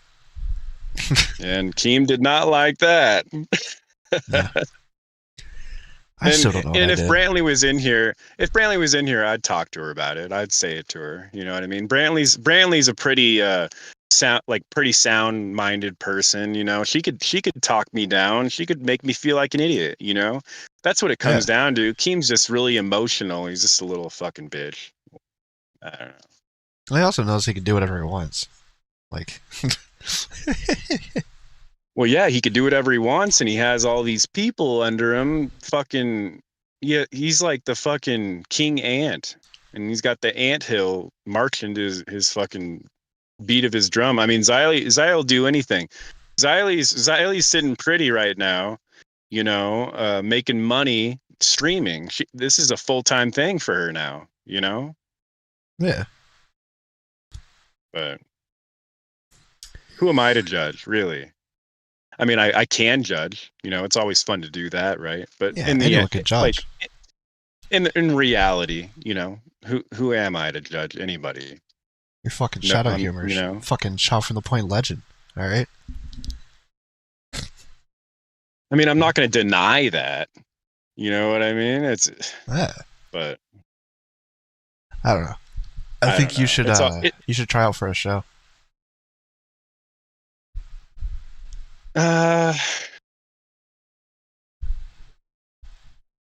It'd have to be the schedule for it. It'd have to be right. Like, it'd have to be. Like, I thought about doing some with JFA and Bad Dog or something. You know, some trolley guys. You know. Yeah. But it's just got to be really right for me, because if I join a show, bro, I'm going to be the reason people are watching the show. Okay. And call it ego, call it whatever you want. But I'm a very entertaining person, and I know how to make things entertaining. I know what to do. You know, I'm just like Keemstar in that regard. I think Keemstar is very entertaining as well. But, you know, some people just don't know how to talk. They don't know how to get excited. They don't know how to give opinions on stuff. It's just the way it is. No, you got a point. But, no, I do think you need the right person. And you shouldn't be held back by any other person who might not be up to your standards of entertainment. Yeah. Yeah, I mean, okay, this is hypothetical. Okay, there's very few people I would do a show with. This is very hypothetical. But if Beavers wanted to do a show with me, I would do it. I think you Beavers and JFA would be a pretty funny podcast. That would be really good. That would be good. Will it happen? No, probably not. No. Never. It will probably never happen. But. It's potential. I mean, dude, I'm happy being a call-in, dude. I really am. I'm a special event. You know, I love that. I think you should do what Clown used to do. Just make like little shitty, not shitty, but like. Did you ever watch his second channel? Yeah, he'd do those, just yelling about gaming and stuff. Yeah, you should do stuff like that, like short little videos, and go on a rant when you're feeling in that kind of mood. That's not a bad idea. Yeah. But then I'd be a hypocrite. I'd be a hypocrite. Like, Why? if I did do these things, I'd be a hypocrite because I make fun of content creators. I fucking tear content creators down, streamers. You know what I mean? I'd just be a hypocrite. Who cares? We're all hypocrites. Eventually, you'll find something. Yeah, maybe. I think you should. I mean, I do want to entertain people. What it comes down to. Yeah, it doesn't even have to be that that's often. Yeah, you're right. You're right. It's something to think about. But what's going on with Now Recording? We've been trying to put together some streams, but all of our schedules are all over the place. I think the last one was on me. We were supposed to stream Thursday, but I couldn't do Thursday. I think. Maybe it was on Beavers. I don't know. It's on one of us. But, yeah, we need to start streaming more. I was surprised Beavers was streaming on his personal channel with like 17 subscribers, and I was one of them. Yeah. I think he's finally got a setup where he wants to start messing around with it. I saw he's been streaming on his YouTube and Twitch a little bit too. Nice. Yeah. I'm surprised his internet holds up. Yeah. It's true. But fuck. Well, I just want to stop in and, be a little, little pest, whiner, little piece of shit. Yeah, pest. Exactly, a piece of shit. I wanted to stop in and be a piece of shit for a little bit, and I appreciate you. Thanks, Shadow. I'm glad you haven't changed. You take it easy, man. Hit me up anytime, all right? All right, see you, Shadow. All right, later, bro. That was weird. What's going on with Shadow? Very different. Very different person. I'm just kidding. I love Shadow. He's one of my favorite people that I've known. Very wild individual. Muda's gone into some ridiculous fucking in-depth here.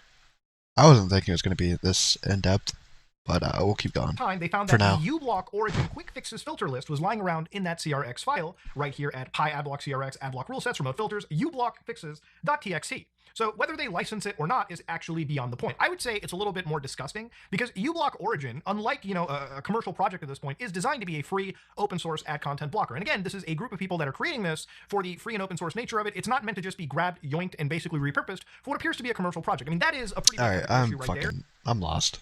All right, I don't know what the fuck he's blabbing about anymore.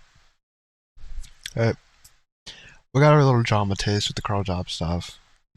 We got.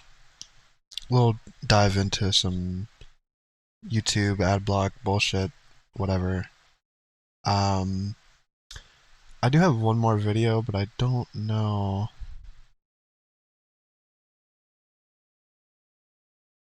I don't know if I want to do it on stream just because it's very not necessarily content. Like, it's not like... Whatever, we'll do it. I don't know what I'm fucking bitching about. Let me see. So, about... Was it last summer? Was it really that long ago? Microsoft decided today is the day. We're pulling the pin, boys. We are no longer having our 18-year servers, whatever. They gotta go. On the 360, it's time for them to go. Right? Too long. No one's using it anymore. It's very slow and shitty. God, it's so slow. So, they wiped it. It's gone. For like the store and the dashboard, all of that. The games are not. Xbox Live, no. All that's still fine. All that works, right?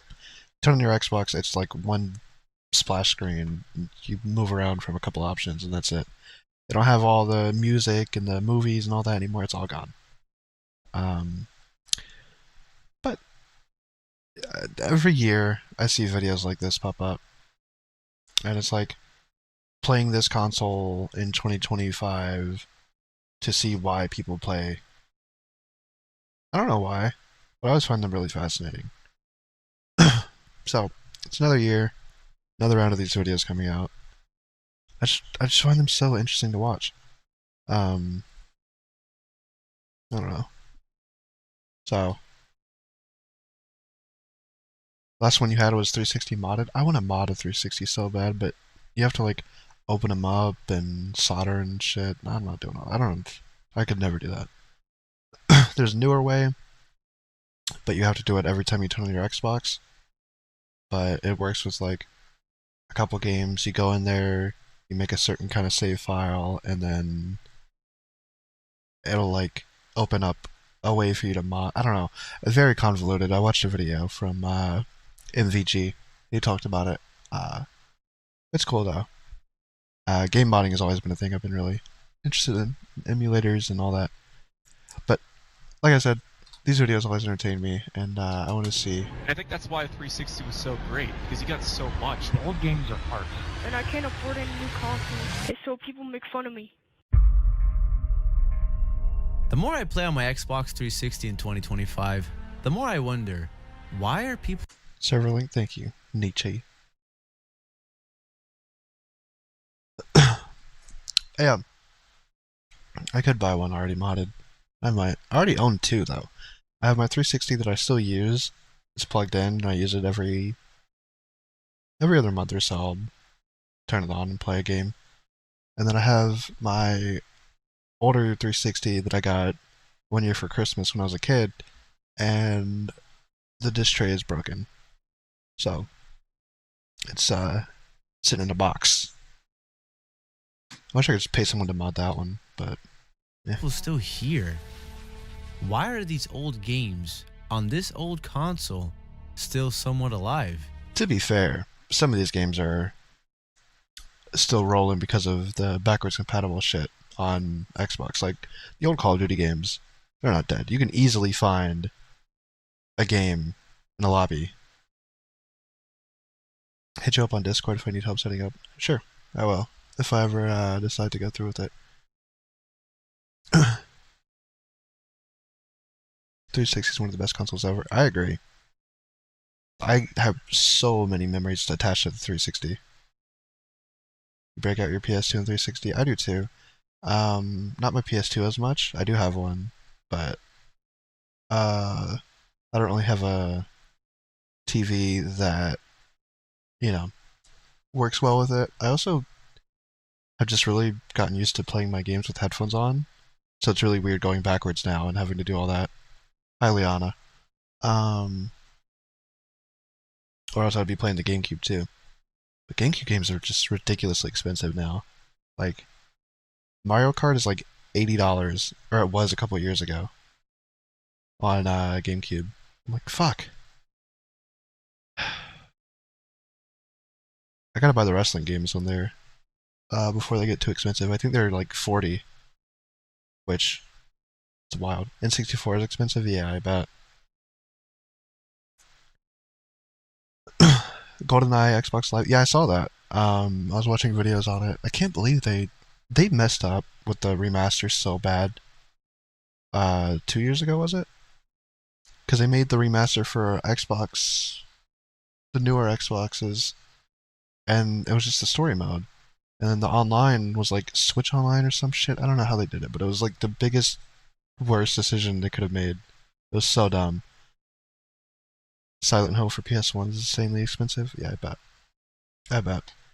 That's one thing. I don't have to worry about N64 or PS1. I don't really have much nostalgia attached to those. But PS2, GameCube, 360, oh, it's awful. And then you bought Silent Hill for over $100. Jesus Christ. Yeah, that's rough. Also DS, like, because I want all the old Pokemon games eventually.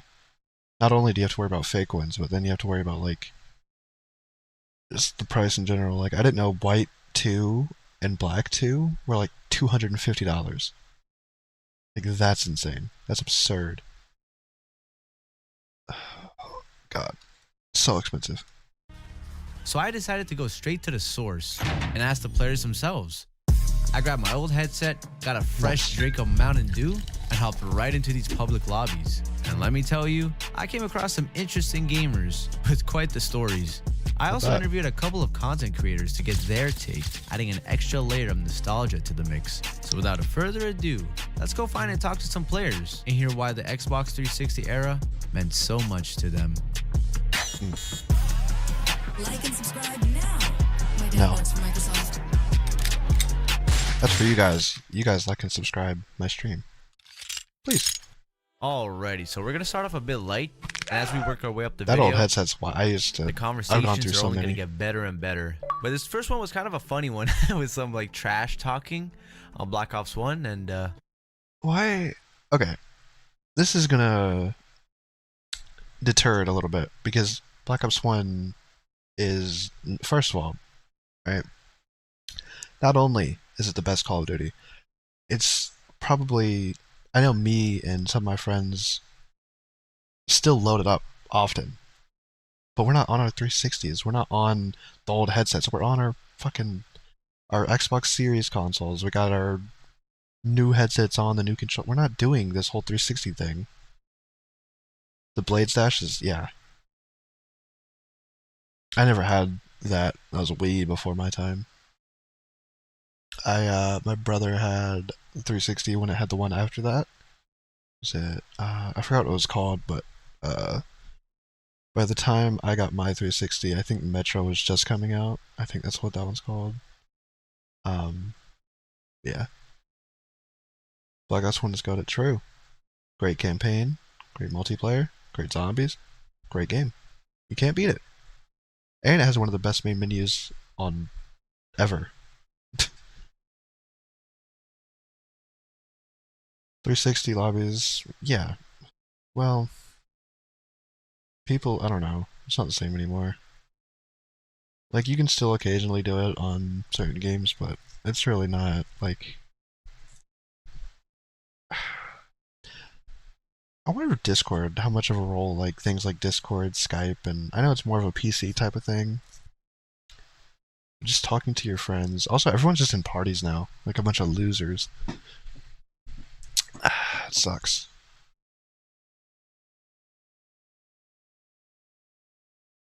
Yeah, I didn't play any of those, Shadow. That's definitely before my time. yeah. Oh god, just hearing the Black Ops 1 gun sounds. The flat. Oh. God, I miss this so much. Full mags. I thought that was just me. Got that double health. Yeah, no, it wasn't even double health, bro. This guy had like fucking unlimited. Like I shot him up with multiple mags. Fight my colossal metal ass! Damn. Come on, man. Gotta be hacking, bro. It's 2025. Yo, Fear Stand, they'll be using that God mode class. Imagine hacking in Black Ops 1. The game's 15 years old. Bullshit, bro. What are you done? Bro, the multiplayer music in Black Ops 1. That God mode class. Bullshit, bro. Don't quit using yours, motherfucker. Whoa, whoa, whoa. What are you talking about, bro? 19 and 16, you fucking idiot. 19 and 16. He Uno reversed you. Are you playing on an Xbox 360, Dunner? I'm playing on Series X right now. Damn. It's like I played, I haven't beaten, I think I stopped on 3. My friends were carrying me through the old Halo games. We were playing it on Master Chief though. We did Reach 1, 2, and I think we were in the middle of 3. I agree, Halo 2... Was 2 my favorite? Yeah, I think I like 2 more than 1. But 1 was really good. I don't understand what the fuck they're talking about. I liked Reach a lot though. I think that's a hot take. I'm assuming you played Black Ops 1 back in the day. That's what I'm saying. That's what I'm saying. They're acting like I fucking new to this. But I'm 25 turning 26. I'm just going around like asking people like why they play like old games, let alone old consoles still, despite them like, you know, being like 15 years old at this point. Half of them probably aren't even on a 360, bro. Yeah, like technically I'm playing still on the Series X. I do See? play the 360. Hell yeah. Like, is there a reason why You gotta You're pick playing, like- games that aren't backwards compatible that are still alive if you can. Because most people are probably doing this. I would think. like a 360 game. Reach was really good, not a hot take. Okay, good. I liked Reach. When it comes to multiplayer, 1 and 2 all day. Yeah. That's what it was, mainly, just a story. I haven't played the multiplayer in all of them.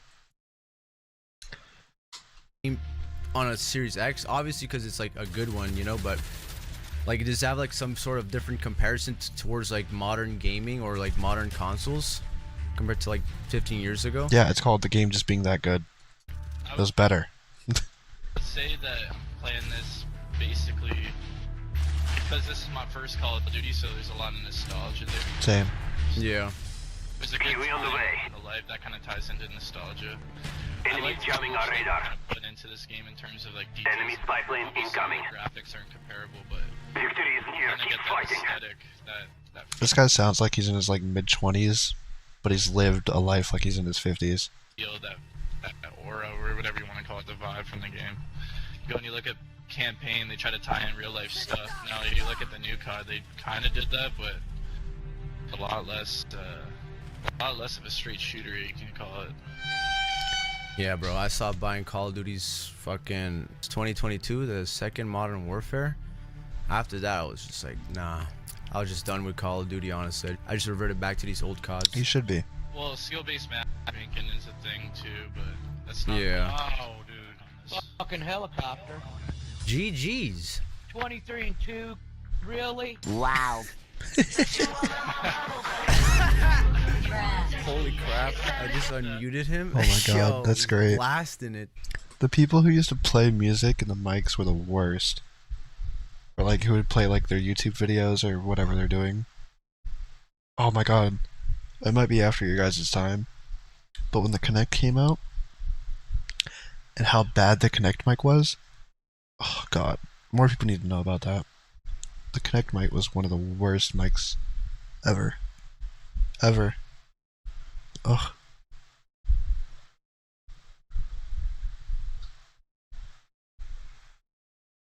Hello?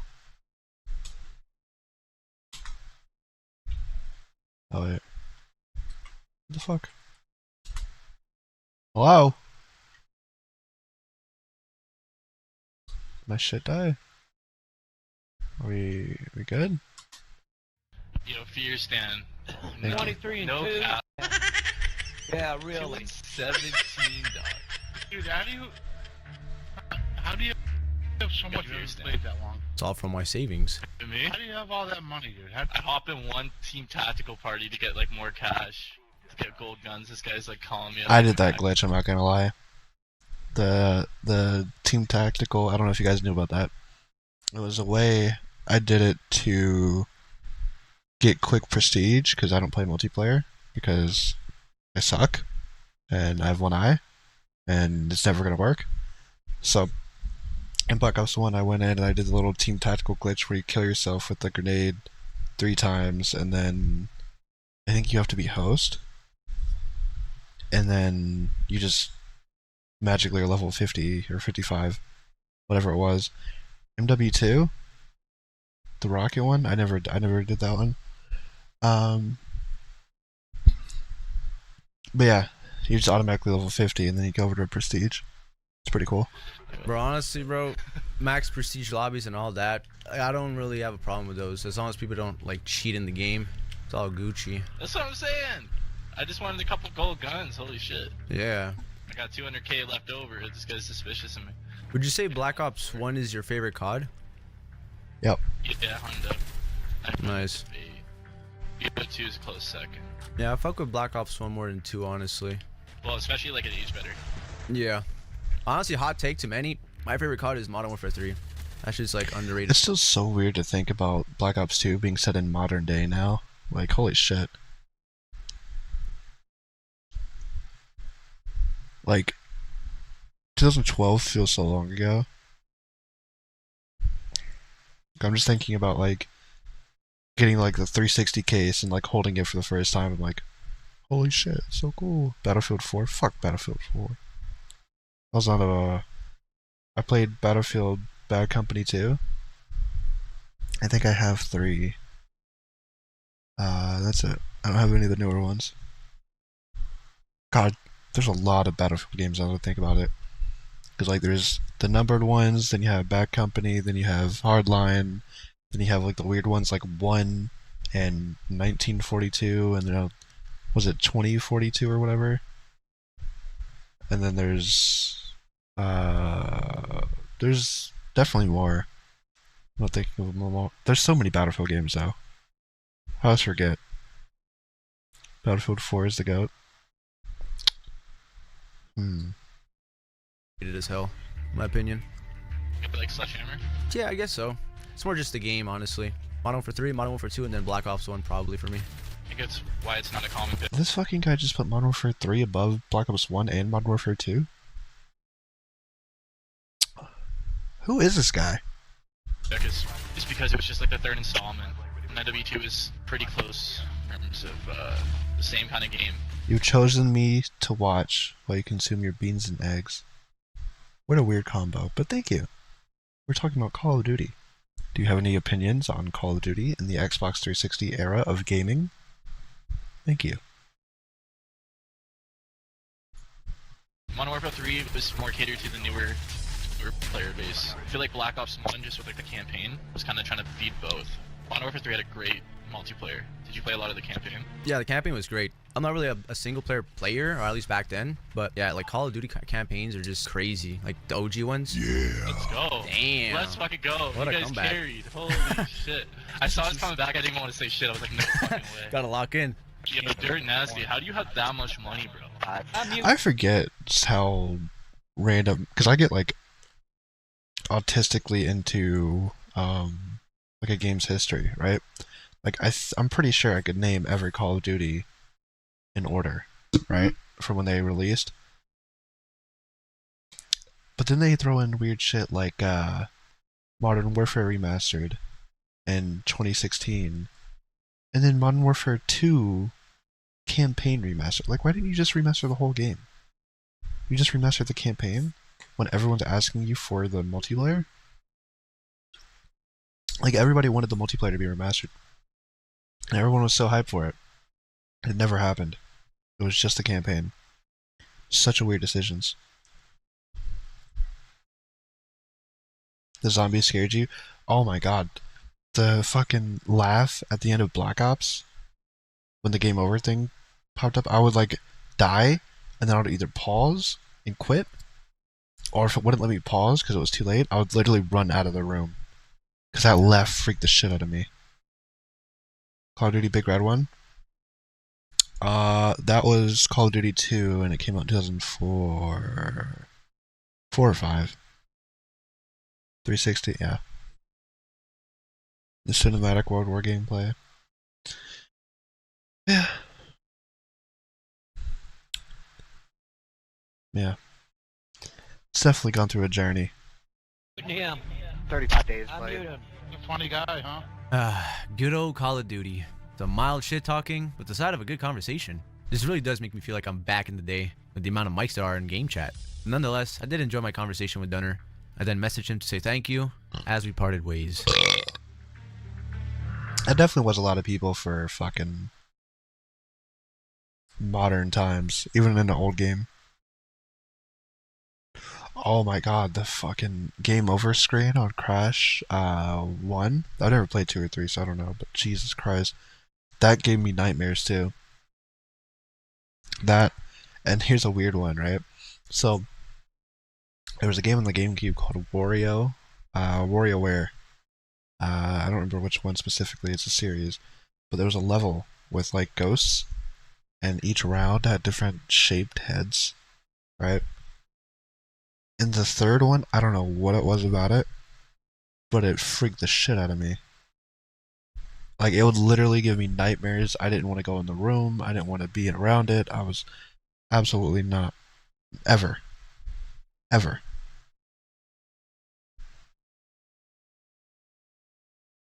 Yeah, I was never good enough to go off on my own and just get absorbed in a multiplayer game like that.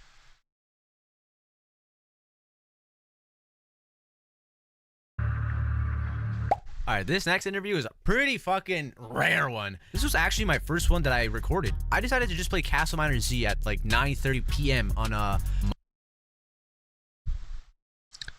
This one I'm surprised about. Who the fuck is playing Castle Miner Z in 2025? That's honestly impressive. Monday, I believe. And I actually found someone playing. That's the problem so was cool. I wasn't able to join. It was giving me errors. But eventually I did, and I reached out via Discord since he didn't have a mic, unfortunately. Yo. Yo, what's up? What's up, bro? I don't know. I just thought it was pretty crazy to find someone playing Castle Miner Z at this time. It's very crazy. In the 360. Yeah, no, I actually just like randomly thought about it today, and I started playing it. Hell yeah, bro. How long? That's how it goes too. I'll get in a conversation with my little brother, and I'm like, "You remember like playing Castle Miner or Murder Miners or Attack of the Zombie Horde or whatever it was called?" Like I used to go through and I would just play so many random indie games. Like very creative there. I wish more people had like the voice messages on 360s are great. Until someone made me think that I made their brother in game in Minecraft for 10 years, and subconsciously I felt guilty about it until I found out they were still alive. I just went to PlayStation. Rough time. You talked to your older brother. Both my brothers played Castle Crashers. I should make a new one. I want a new Castle Crashers. What's that other game people play? They remastered it. Fuck. Crash. Castle Crashers? Is that it? Yeah. This is a wholesome stream. Yeah, I don't care about talking about a lot of drama. I just want to sit here and talk about video games and, you know, stuff like that. Music or whatever. Whatever I decide to talk about. Have you been playing the Xbox 360? Like, are you new or have you been playing it for like quite some time now? Oh yeah, quite some time. I first played it probably in 2010, 2011 when I was a little kid. Damn. And this isn't even like my original account. Like I had another one that I had that I had up until like 2014.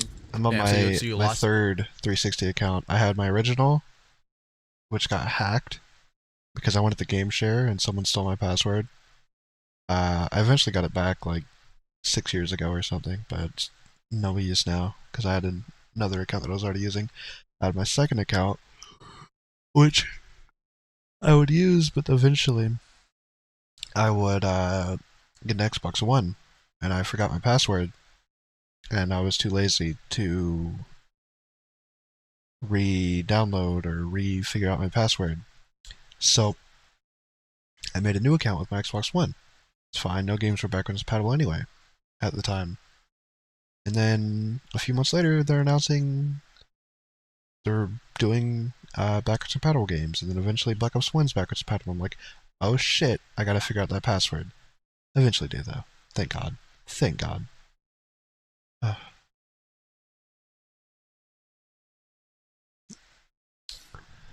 Nice.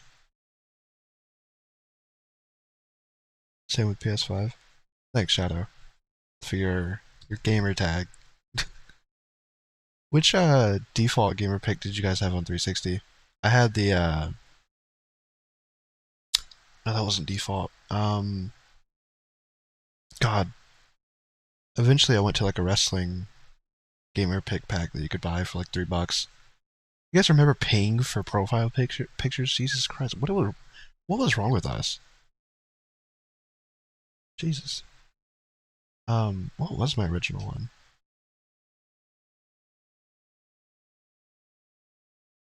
I can't think about it now. Oh, your avatar? I don't remember what mine was. I'm an idiot. Oh, I had the soccer ball. I like the soccer ball. Yeah. That was all it was. Sitting like 2014? Yeah. Damn, sorry to hear that. It's all good. What were your like favorite games playing growing up on the 360? I would definitely say Halo Reach, Castle Crashers, Solid. and Castle I also Crashers, play a yeah, lot see? That's hilarious that he brought that up. of GTA on here. Hell yeah. Yeah, Castle Crashers I never really played a lot. I just started playing it last year. It's not that bad. Yeah, it's a pretty good beat 'em up game. I never got the hype with Castle Crashers. Like, people were obsessed. Gears of War 2. Did you see that they're remastering Gears of War 1? I announced that today. Again, even though they had Ultimate. Now they're doing Gears of War. I already forgot what it's called, but it's going to be on PlayStation, which is kind of crazy too. They're putting it on everything. Kind of insane. Remaster Gears 2? They need to. I think they will. They're ramping up Gears of War stuff. Like Gears of War Remastered is coming out in August, and then the prequel I think is supposed to come out next year. I think. I'm not sure though. Xbox has like been pumping out games this year. I don't know what's going on, but then they'll delay Fable, like a dickhead. Now we gotta wait another year for Fable. I grew up on a lot of Battle Block Theater compared to Castle Crashers. Oh my god, Battle Block Theater, Jesus. Yeah, I remember I beat the insane mode on there one time. Nice. I've still yet to this day never beat that whole game. Is there a specific reason why you still play on the Xbox 360 in 2025? Like, is there just something about the era or the console, the games itself, that just make you play this old? Fable 4 would be cool. It's coming next year, I think. It's supposed to be next year. Broken console? But it's a reboot. It's just called Fable. It's not called Fable 4. The era, yeah. Just have like a lot of good memories on here. Yeah, I agree. It's just like such a different type of era growing up, especially like games like Castle Miner Z. It was like so shitty, but it made it a good game. Yeah. Yep. It was simple. We didn't need no like microtransactions, no battle pass, no any of that. The games they're talking about were indie games. I don't know what qualifications you needed to make them. I think anyone could really, but you put them on the store and you just sell them. Most of them were like $1, and then you buy it. Most of them had like a free trial too. God, do you guys remember when like almost every game had a demo or a trial? We need to go back to that. But no, you could just buy these on the 360. There's like a whole category. It was like indie games, and you could go through and you could play like Castle Miner Z or Tech the Zombie Horde, which was one of my favorite ones. My little brother bought one. He was like 5 at the time. It was called like Zombie Strippers Ate My Brain. I was like, what are you doing? That was wild. Good times. Please like the stream. True, Neon. True. We gotta get to 10 likes, and I'll be happy for this stream. I'm already happy with this stream, but I want 10 likes. We're almost there. What are we at? 8? We need 2 likes, chat. 2 likes. I admire about like the simplicity of like games for this era is that like sure some of them were like pushing like graphical fidelity. Like there were some like nice games even for its time. Like I'd say some of the COD games have always had like this really good fidelity to them. It wasn't just so much about the graphics so much as style. Yeah. Which I think was like kind of. I wish I had well, first of all, second eyeball. I do want to go through and like I wonder what my opinions would be on like every Call of Duty campaign. Because like I know Black Ops 1, I know a good bit of Black Ops 2, but I don't know shit about most Call of Duty games campaign. I know most of them suck. Like back then they were good, but most of like in the last 10 years there's been like what? 1 or 2 good ones? 1 or 2 okay ones? If that. Some of them didn't even have a campaign. Black Ops 4, I'm looking at you.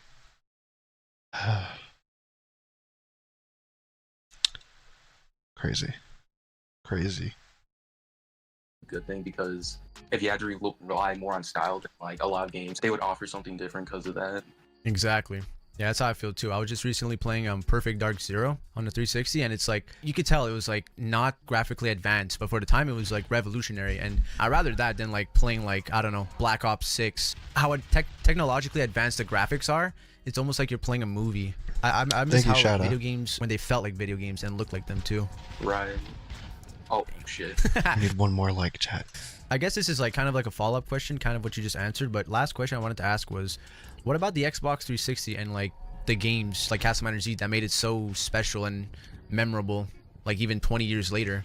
I guess one lesser part to it is like the community, because there's a lot of like people, even though I don't talk to them, I just remember like random times where like I had it's gonna be so weird talking about like specifically the Xbox 360 in like 40 or 30 years, like, yeah, back in my day, this one specific console, like everyone always talks about the 360. Like, yeah, the PS3 might have eventually outsold it, but nobody talks about the PS3.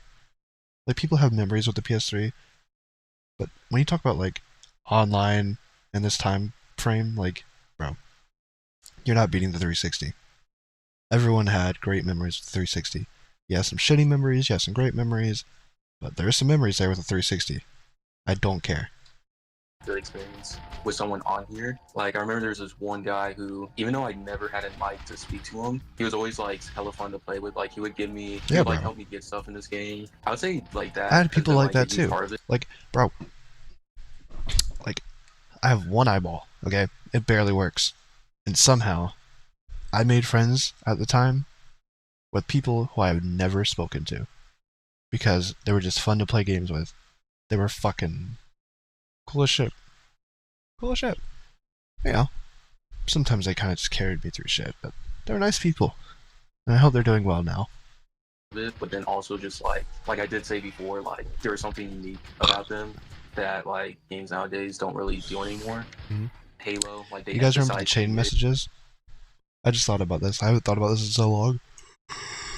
Do you guys remember the little lingo that everyone would start their chain messages off with? Yeah. They focus more on the competitive scenes in a lot of games, like not just Halo, but like COD and other like FPS games. None of them really focus towards the casual audience, which Never got into Minecraft? Because I feel like competitive play should come late. God, how?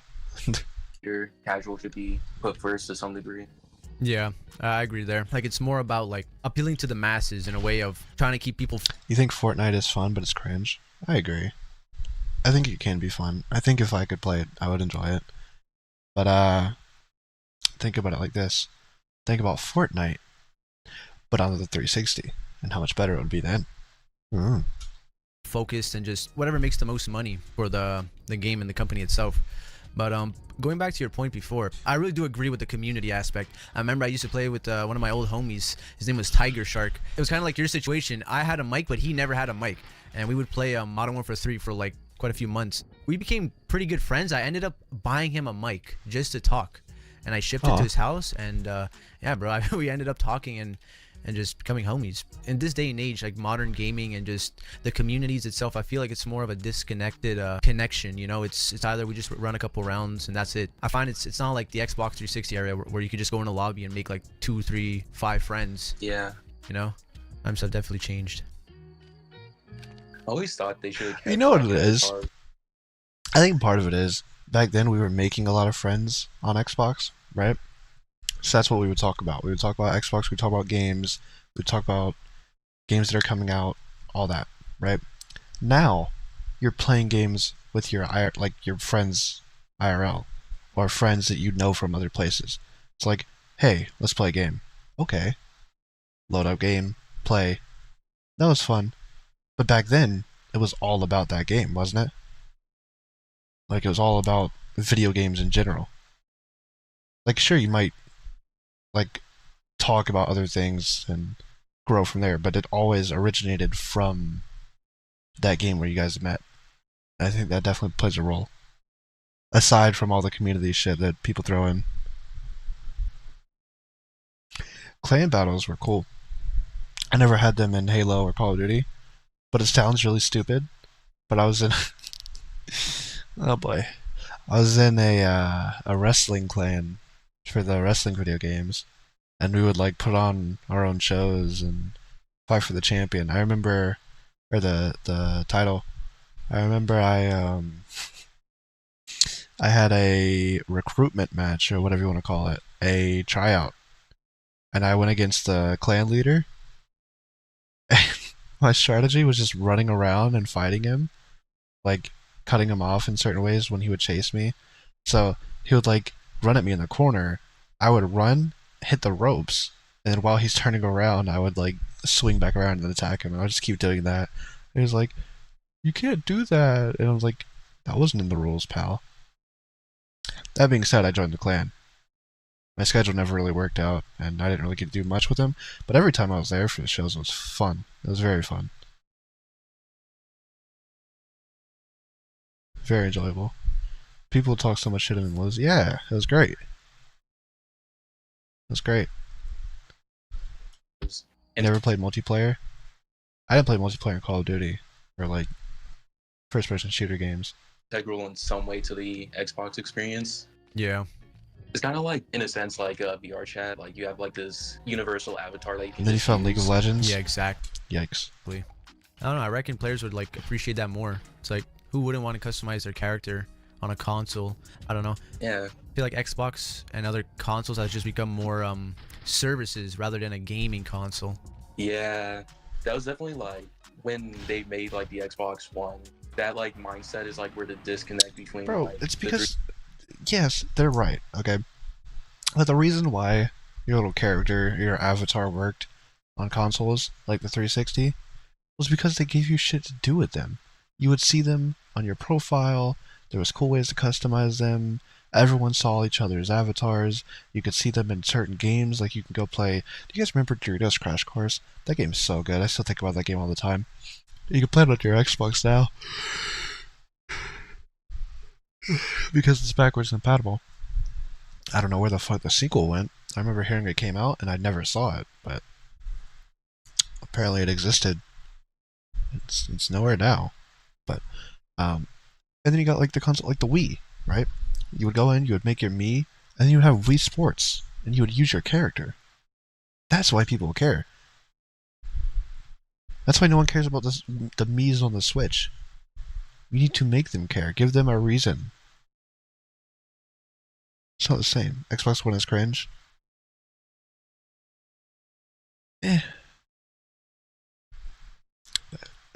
It's fair. I had reasons why I liked it. I was like, I didn't want to go to PlayStation. I had all my stuff on Xbox. My friends were on Xbox. I didn't want to swap. That was my main reason. And they also had a feature where you could snap, right? So like you would have your game, and then you could put like YouTube in the corner. And I was a kid.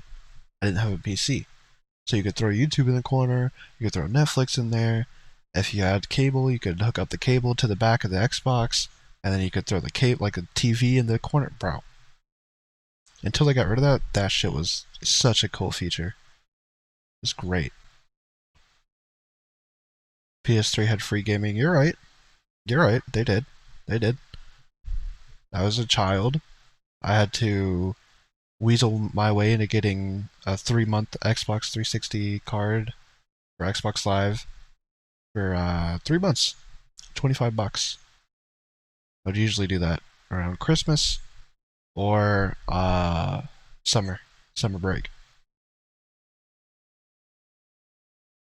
I never had my own Wii. I want a Wii now so bad. Like I want the white Wii. That's what happened to my my Game Boy Advanced. I want the white Wii with the GameCube stuff and all that shit. And I want to buy Wii Sports and Wii Sports Resort. I want to play those again so bad. 360 and like now really came in because their mindset just like completely changed. Yeah, I ended up playing. 360 is better than PS3. True.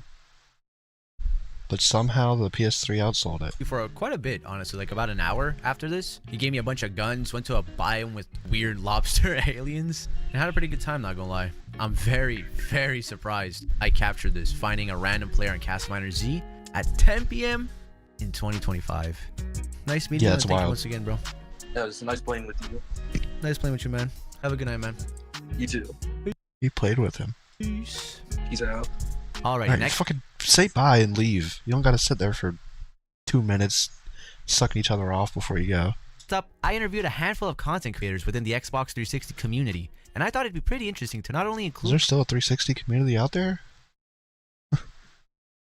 them in the video, but to get their in-depth opinions and thoughts. Your dad thinks a homeless man broke in and specifically stole the Wii? Nothing else? Just the Wii? Regarding their Xbox 360 experience and the state of modern gaming. Doing today? I'm doing good, man. How about you? Hell yeah, I'm doing great, man. Thanks for taking your time out of your day for this.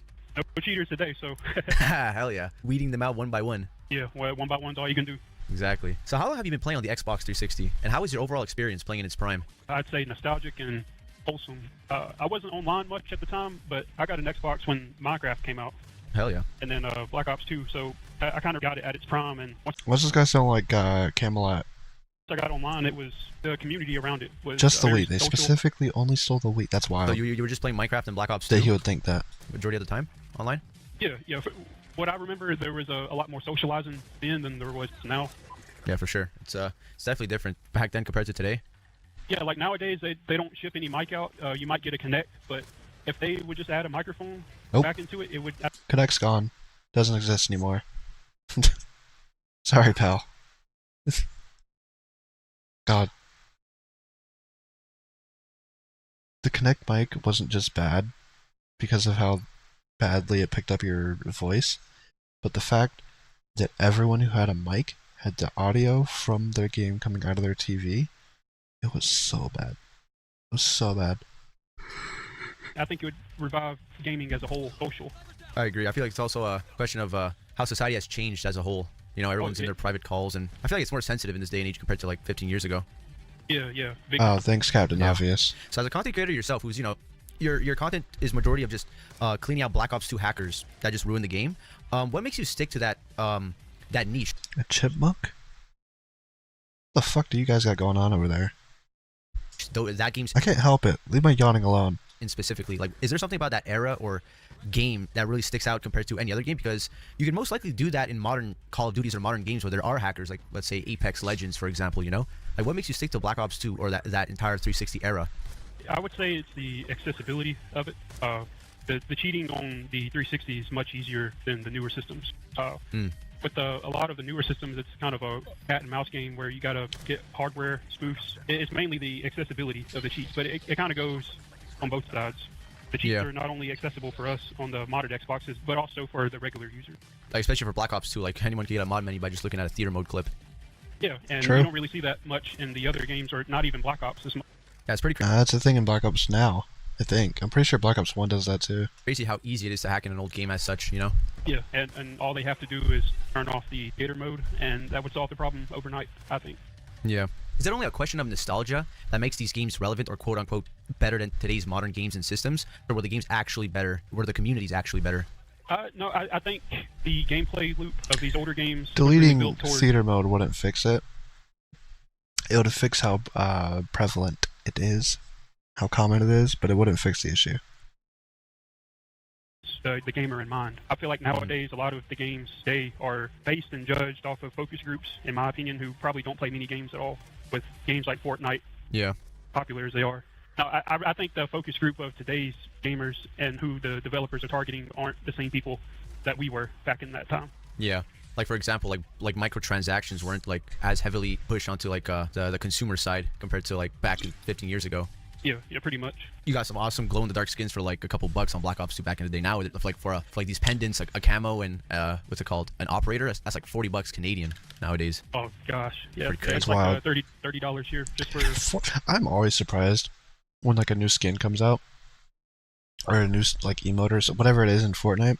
It's like $20. I'm like, bro, $20 on the 360. Well, first of all, alright, it was a little expensive, but it would get me...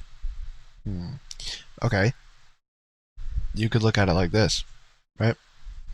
It could be... Remember San Andreas was really cheap on 360, so I'll say that was $5. So I can get San Andreas, I can get some indie games, right? I can get just so much shit. So much shit.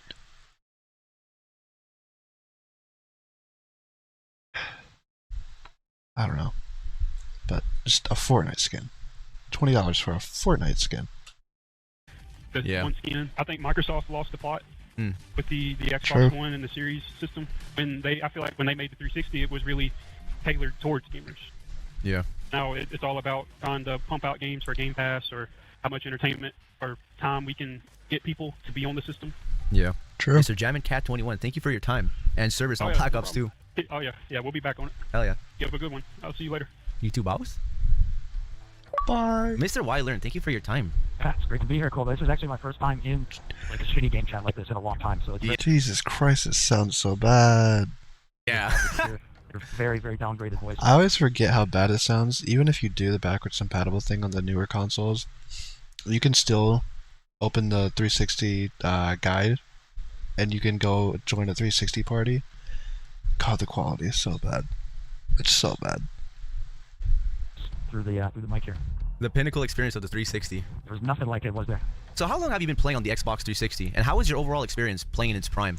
So I was a 2009 Christmas new. It was the year Modern Warfare 2 came out. I got the Xbox 360 from my parents and my grandparents, and they got me Halo 3 and Modern Warfare 2. And I originally wanted an Xbox to play Halo, right? Yeah. Halo 3 was like the hot game at the time. But then I just fell in love with MW2. It was just so crazy. Like I was going for nukes. You know, I was trying hard. I eventually got into trick shotting, and that was like just the prime of gaming in my mind. Because then like Black Ops came out, and that was amazing. Modern Warfare 3 was amazing. Black Ops 2, and those times are just so much fun. I don't take those times for granted anymore, and I definitely get nostalgic about it from time to time. I'm also super happy we can still play these games 15 years later. Exactly. Like, yo, the lineup that we had back then, like especially with Call of Duty and Halo's back-to-back bangers, Modern Warfare 2, Black Ops 1, Modern Warfare 3, Black Ops 2, like that was like an experience that you just had to be there, type of thing. You had to be there. There's no other way to say it.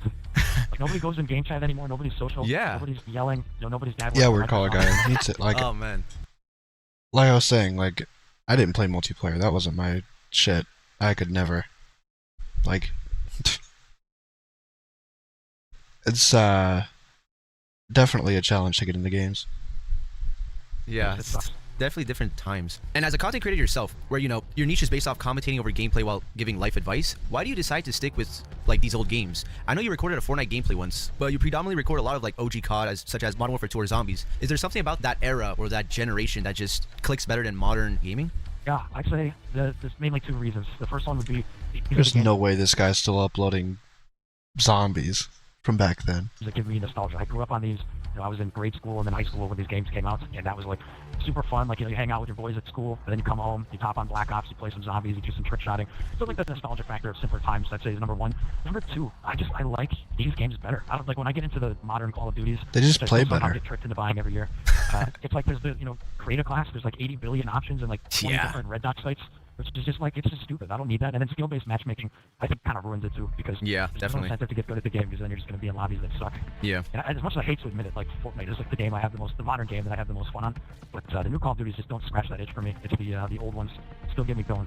Yeah, I agree. Honestly, Fortnite is honestly not that bad. I started playing that in 2017, and it's slowly starting to be somewhat like nostalgic. And it's a game that really does refresh a bit of memories, at least in a modern day and age. But yeah, I agree. That's wild. Fortnite's been around for 8 years. Jesus Christ. The Call of Duty scene and the 360 scene back then is incomparable to a long time. modern Fortnite. Call of Duty, Activision, this new system of skill-based matchmaking. It's just totally 180.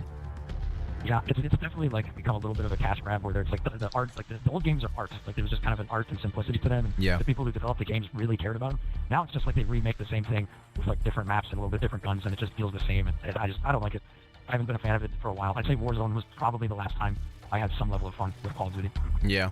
I enjoyed Warzone until like every third person was a fucking hacker. Then I was like, I'm tired of this. That was bad too. Yeah, no one talks about Warzone anymore. They've really shot that one in the foot, haven't they? Isn't Warzone still around? Like, no one talks about it. Last thing I heard was it was invaded by a bunch of cheaters, and it's not fun. Like, everybody used to play Warzone, and now they've gone back to Fortnite. But everybody was playing Warzone for a little bit. Hacking, I was like, no, I'm done with this, yo. Yeah, can't do that. Yeah. Last question, it kind of ties into what we were just speaking about, but is it the only aspect of nostalgia that makes these games relevant or quote-unquote better in today's modern games and systems, or were they actually better experiences in the 2000s/2000s era for a gamer to be thriving in? Yeah, I think that could be a heavily debated topic. Are these games actually better, or are we just like drowning in nostalgia? These games to such a high standard. Yeah, I think it's a little bit of both. Like I'm sure you'll talk to a lot of people, even some of my buddies included, who like didn't really grow up playing these games. And they like the new Call of Duties. Like they enjoy playing them, and I just don't like it. I don't think that's just me. So I think nostalgia definitely clouds everything. Are you trying to tell me, weird collar guy, that I should get into World of Warcraft? I'm just kidding. It's a dangerous decision. I'm too blind for that shit. Extremely frustrated with these games sometimes. Too many buttons. Like if you're not hitting trick shots, people aren't setting up for last. Remember, like it was chill. Yeah. Like, someone would come out and they'd be like, "Oh, he's chill. He's not gonna kill us." There's like this hidden code, hidden language. Yeah. You shoot your USB 45 up in the air. That's you're not a console player anymore. I don't blame you. I only am because Xbox is where all my shit is, and it's where my friends play. But that's the only reason why I'm still sticking around.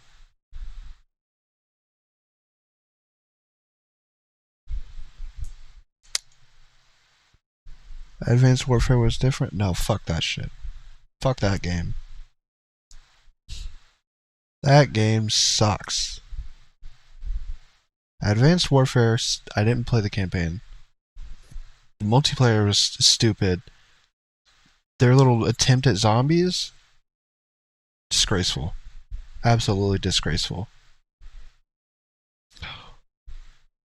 They have one click.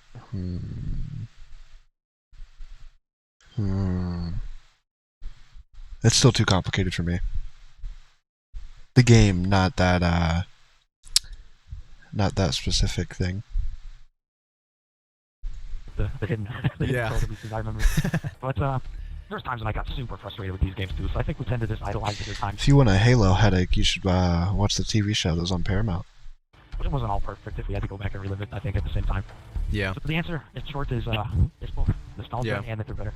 Yeah, I definitely believe it is subjective. You know, it also depends like how old people are as well. Like we're around our mid-20s, and yeah, we all grew up in different eras. You know, some kids are growing up in today's Black Ops 6 era, which is kind of crazy. Ugh. Without on a whole lot, but fucking, we grew up on these OG CODs, Modern Warfare 2, and it's like they're really two different worlds with, I guess, their own special touch. I do agree. Shadow Humor, yeah, Shadow Humor says watch it. You should.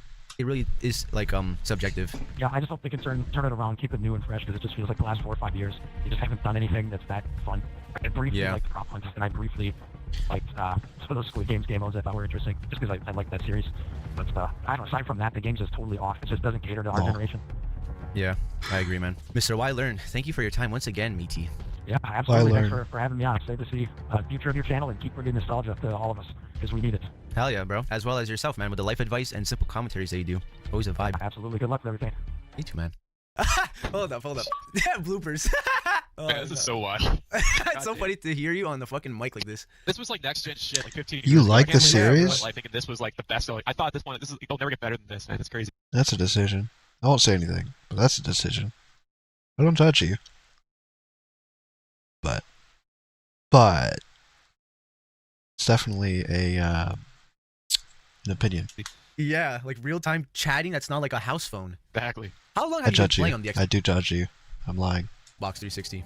I've been playing the 360. I want to say as far as I can remember, it was like March of 2006. I want to say. I think one of the first games that I played was like Perfect Dark Zero, Call of Duty 2, and I think American Wasteland as well. Oh, Damn. bro, American Wasteland's the shit. I don't care. I love that game. Oh, it's so good. It's so good. Best Tony Hawk game. They need to remaster it. They can do Pro Skater 1, 2, 3, 4. I need my American Wasteland. But nope. I'm going to have to sit through Underground in 5 years when they finally decide to do another remaster. And then I'm going to have to wait 5 more years to be disappointed because I never get what I want. So. Wasteland, hell yeah. So yeah, that's dope. You've been on it for like almost 2 decades now at this point. Yeah, now you think about it. Yeah, that's a good point. That's a good way to put it. Yeah, it's gonna be 2 decades. What, next year? Yeah, holy shit. Yeah. And as a content creator yourself, you know, you do predominantly PS3, also Xbox original, and as well as the 360. Why do you decide to still stay on these consoles despite them being outdated? And GTA 6 2030, maybe. They don't want crunch, was their excuse. We don't want crunch time. I guarantee you they still have crunch time. I guarantee you they do. They're not working fucking 8-hour days, clocking in and out 9 to 5. That's preposterous. Those motherfuckers are going in 8 a.m. Some of them aren't going home. They're sleeping under their desks. We've heard the stories on certain games. Make me think GTA 6 is different. They're getting treated like animals. Get out of here.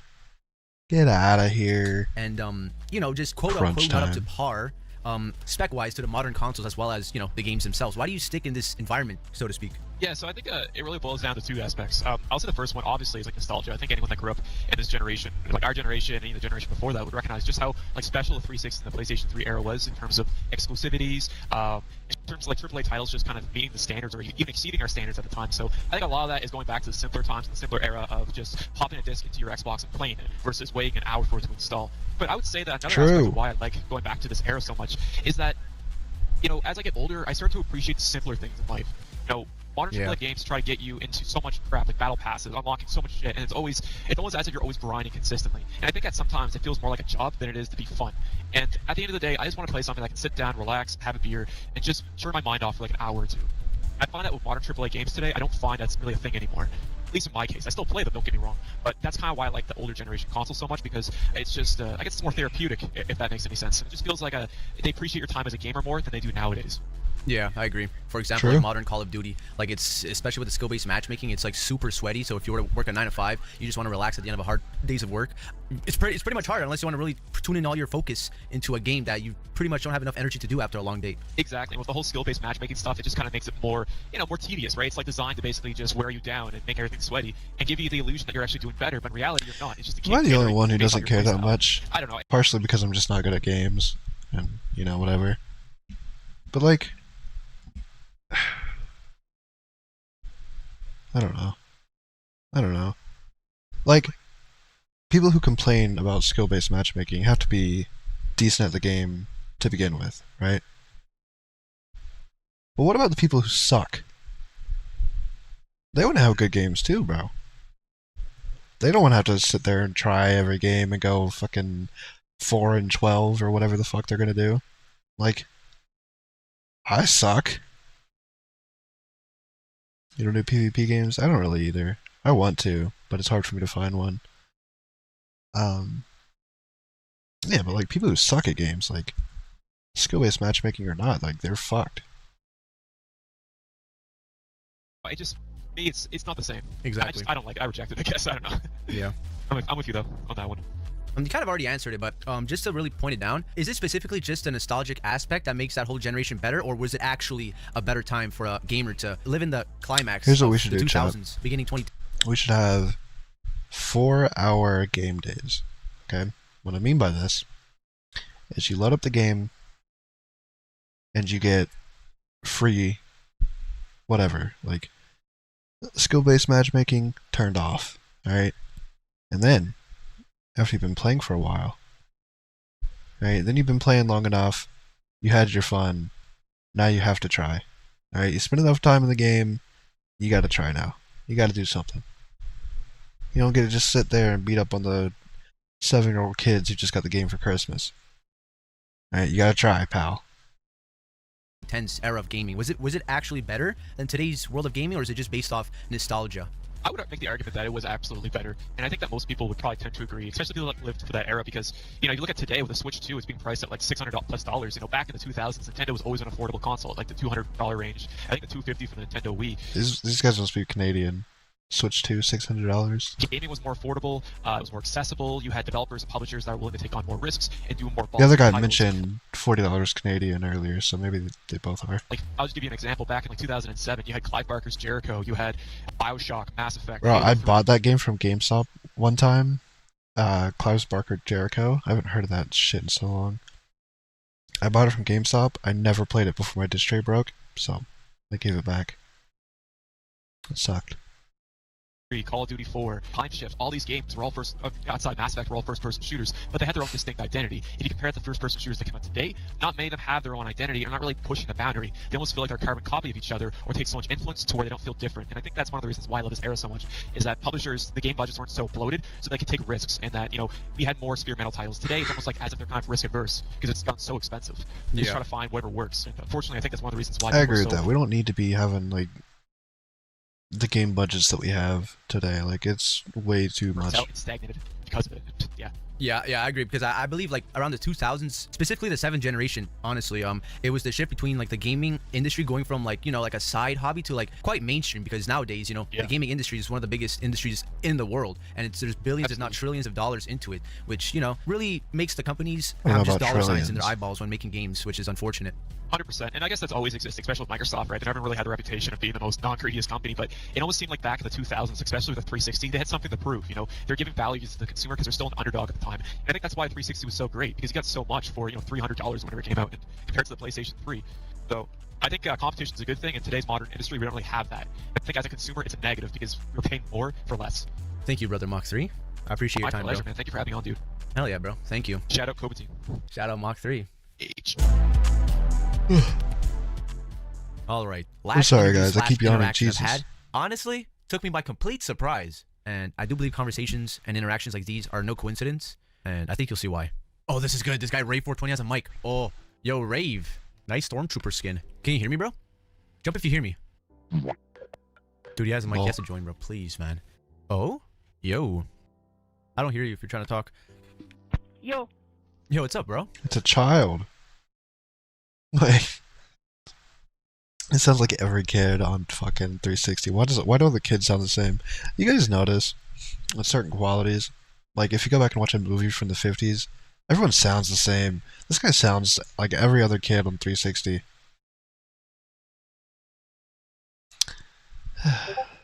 But why is a kid on 360?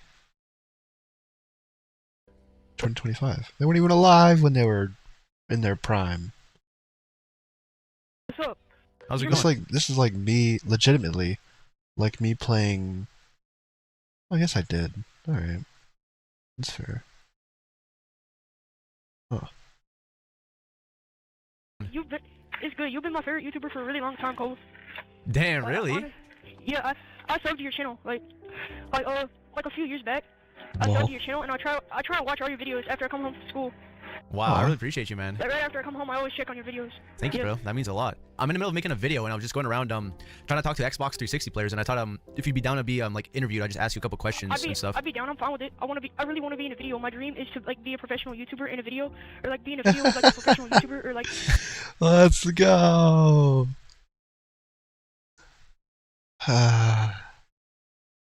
Kids look. Good luck. Because like I just don't like I get bullied a lot at school because like I have really bad eye issues and like My guy. Yeah. He's got bad eye issues. Let's fucking go. Let's go. He's got bad eyes. Wait, that's not a good thing. I probably shouldn't be saying that, but you guys know what I mean. Should you call in again? This is too wholesome. No, no, no. We need the wholesomeness. He's got bad eyes. He gets bullied at school. He wants to be a professional YouTuber, Shadow. You have to help him. How can he be a professional YouTuber? He has bad eyes, bro. I relate. I'll help him out. Won't mind. I'll be his little role model. I can't play any sports, and so people make fun of me. Damn, bro. I'm sorry to hear Aw. that, bro. Fuck them. Yeah, exactly. Fuck them. And I can't afford any new consoles, so I've just been staying on my 360. No, it's all good, bro. I'd buy this kid a new console. No, in life, people are always going to be bullying and just wanting to put other people down, but you just have to, pray to God and just be a good person. And honestly, bro, you just got to roll through the punches. That's what life is about, There's always going to be people like that, and you can never let them, fuck with you like that, Just always be a good person, have good friends around, and yeah, man. Like so many people out here like making fun of me in my school because like, oh you're too poor, you can't get a new console, ha ha ha. Like they don't know what I've been through. They don't know my life. No, exactly. True. They don't even know how great these consoles are compared to new ones. Like, Yeah, exactly. I know you can't afford a new console, but is there a reason why you prefer the Xbox 360 compared to other consoles? Because like it's less laggy overall, and also it's just like it's just fun. Like it's fun to like search for people to like hang out with, True. Like on the 360, I'm like and also there are people who are less racist and less rude. Well, ooh. Ooh, I guess all the racist and rude people left. They all went to Twitter. The Twitter box. Get it? Because it's Xbox? Because it's called X now and not Twitter? Alright, whatever. Go fuck yourself. At my friend's house, one time I went to my friend's house, he had an Xbox One, and I played games with him, and this random dude just started like calling me the N-word on Call of Duty. Oh, you have no idea, pal. Damn. Yeah, people just keep cursing a lot and being way more rude overall on the Yeah. new shit. It used to be very bad like that, a long time ago on the Xbox 360, like Modern Warfare 2 lobbies and stuff. But I get what you mean. It's kind of like easier for me to like play on because like my eye issues and stuff. It's like the settings are kind of easier to change for me. It's just easier for me to use overall, like the UI and stuff. Yeah, that's Really? understandable. I didn't know that. Fucking educate me, bro. I don't know what he's on about. What? Yeah, and these new consoles are just 10 times harder to get used to. Yeah. How long have you been playing the Xbox 360 for? I got it for my birthday when I was like 5 years old. Like since I was 5 years old. Nice. Now I'm almost. Hell yeah. And is there a reason why you like to play Minecraft on a 360? Like, is it a better version, in your opinion, or do you still like to play Bedrock or Java? In my opinion, it's a better version. It's like the only version I ever even played, and it's a good version because it has mini games and stuff, and it has Yeah, like, the basic world. dude. It got like the Those mini games were the shit, bro. it got the tutorial. The new versions don't have a tutorial. And, Yeah. Like I just prefer the older ones. Yeah. In your opinion, is there anything that makes the Xbox 360 special compared to other consoles and the games? Like, is there something that this console and these games have that other platforms and games don't?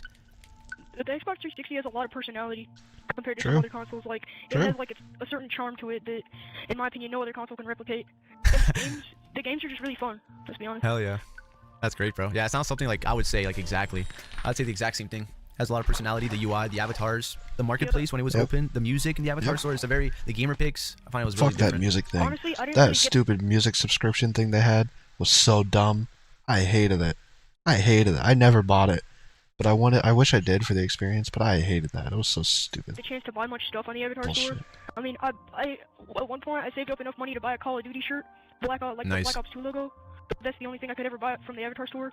Bro said he saved up money to buy an Avatar t-shirt for his 360 character. Bro, those things are like $3. Poor guy, holy shit. Saved up $3. Oof. Just going through it. Just going through it, bro. You don't get bullying kids? I don't either. Unless the kid's talking shit. Like, if the kid's talking shit, sure, whatever, go for it, alright? He's getting into it, alright? Swimming with the sharks, right? But if it's like a kid like this kid's not talking shit, bro. No. Stop judging. I'm not judging. I'm not judging. I support him. And like I bought like one skin pack on the Minecraft thing, which is the Star Wars skin pack with the Stormtrooper. Hell yeah, bro. I saw that when I came in the lobby. It's hella swag.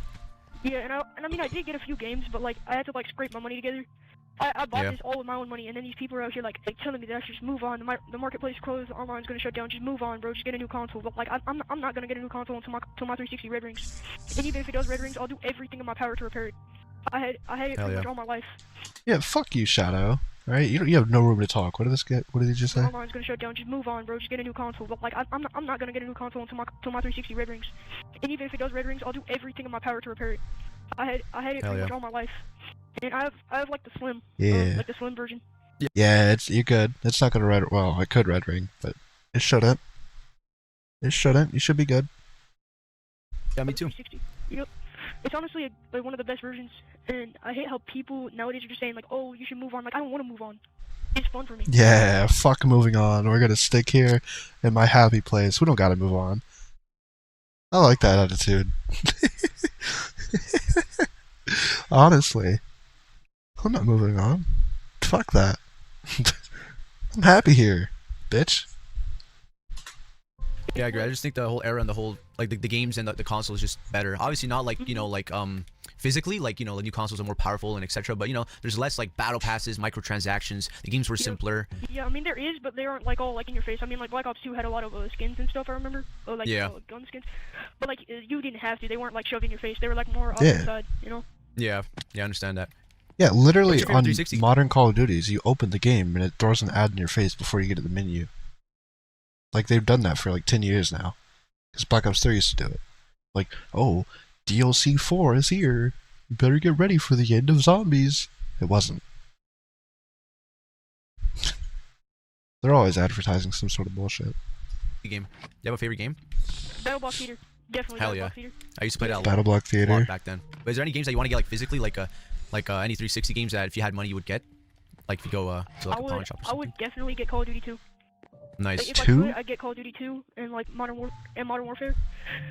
But, Hell yeah. I mean, but honestly, I'm not the type of person who wants to spend all their money because like I've experienced severe poverty. I experienced at one point my family was like in a pretty bad place at one point. So I just try and save all my money. I don't want to have to like I don't want to be too greedy about anything. I don't want to like I Yeah, always try to bro. save my money. I never wasted my money on like games and stuff.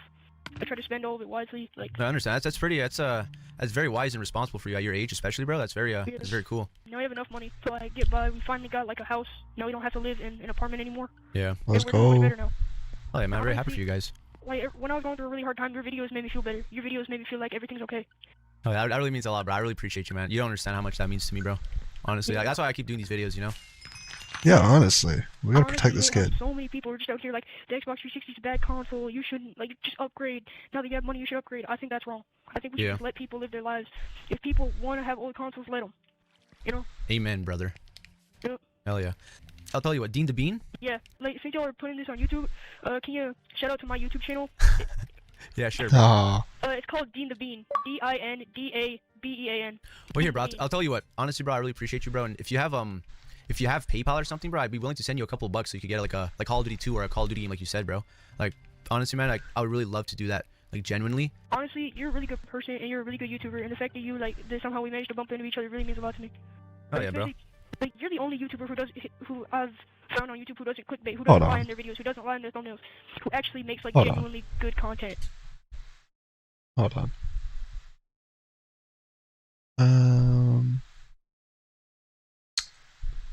Okay. Thanks, bro. I appreciate it. Call. I really appreciate you, bro. I want to see DINDABEAN. BEAN. That's how you spell bean. Here, bro. I'll I'm tell not you an what, idiot. honestly, bro, I really appreciate you, bro. And if you have Person, and you're a really good YouTuber, and the fact that you that somehow we managed to bump into each other really means a lot to me. Oh yeah, bro. Like you're the only YouTuber who I've found on YouTube who doesn't clickbait, who doesn't lie in their videos, who doesn't lie in their thumbnails. Okay. Who actually makes like genuinely good content. Thanks, bro. I Like, so appreciate many of it. these other new age YouTubers suck ass. They make they scam people. You're the only person who doesn't scam people for no reason. Thanks, bro. I would never do that, man. Oh, Never. Well, I'm making a pretty funny video for April Fools. It's gonna be called "How to Get Banned on Xbox Live." It's pretty funny.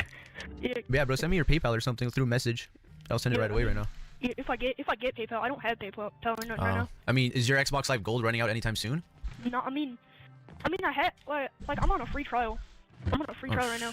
Oh shit. So like for 2 days or something, or 2 weeks? Yeah, for like 2 weeks. What's all good, bro? I can send you a 3-month code. Really? Yeah, bro. Thanks, man. Hold up, bro. I'll send you a code right now. Give me a sec. I just want to say you're like a really good dude. You're a really chill guy. Like you. Thanks, bro. Like, your videos are honestly the thing that inspired me to keep going when I was in a bad time. I found his Hell yeah, bro. channel. That's what it's about, man. You know, like in life, bro. As crazy as it sounds, but you do need Fucking- pain in life. You know, that's what builds character. This shit has got more subs than me. He's got 1.96 thousand. Good for him. And that's what's gonna make your story very like influential and very impactful, you know. And one day you're just gonna be Hell like, yeah. looking back and how far you've come.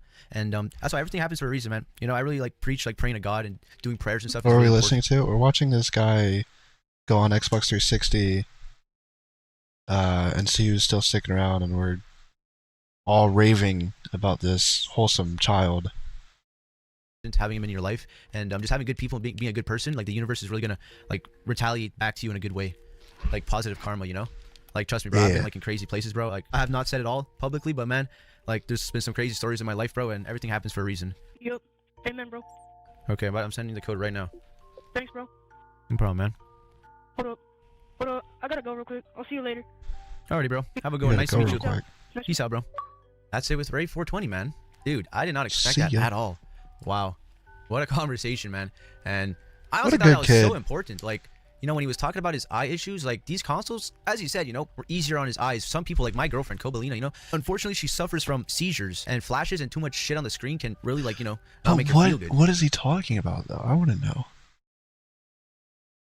So people with underlying conditions seemingly do better with these older games and consoles where there's not too much stuff going on. Older games I kind of understand, but older console, I don't know what on the 360 specifically fucking... Also, really, it's subjective and depends what game you play. But yeah, dude, True. like I don't even know what to say, man. That's why I love to do these videos, like to impact homies like him, to give people strength, to keep people distracted sometimes in a positive way from the bullshit in life. You know, whether it's from getting bullied or losing a job or breaking up with your girlfriend. Like everyone needs a distraction, and there's different outlets on how to make your life better. The fact that my videos really impact him mean a whole bunch, honestly. I hope he has a blast on that 3 months now. 3 months Xbox Live. But yeah, guys, I hope you guys enjoyed this type of video. I thought it was a pretty unique and interesting video topic Nice. idea. Just to ask Xbox 360 That was a pretty players solid questions video. regarding the 360 and why it was so great and how it compares to modern gaming today. And before I go, once again, if you want to support your boy beyond a like and comment, let alone your precious time, consider becoming a certified Koba Gang member by joining the YouTube membership. Yeah, pal, you got my fucking time already. Yo, and if you enjoyed, like, comment, subscribe, swag on, stay lit. And I'm gonna catch you in the next one. Take it easy. Peace. Alright. Thanks. I guess. Bro, I sit here whenever I do record a video, and I'm like, how am I gonna do this outro? How do I do this outro? And I always feel corny when I'm doing an outro. It's never been like that. It's never been that bad. I've never felt the way I felt listening to him. Okay? That was an outro. But a really good video. Really good video. Oh, chat. I think that's all I got. That's all I got to talk about today. Tomorrow, if not tomorrow, definitely Wednesday, we'll do a locale catch up. What is this? Thanks, Shadow. I appreciate that. I had fun on this stream. Surprised people stuck around.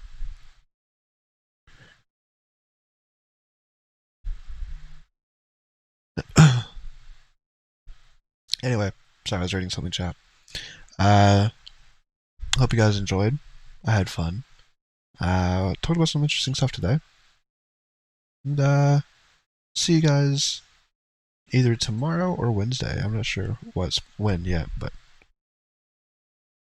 like, sub, all the fun stuff. And keep an eye out. There's my outro. Short, sweet, to the point. Goodbye.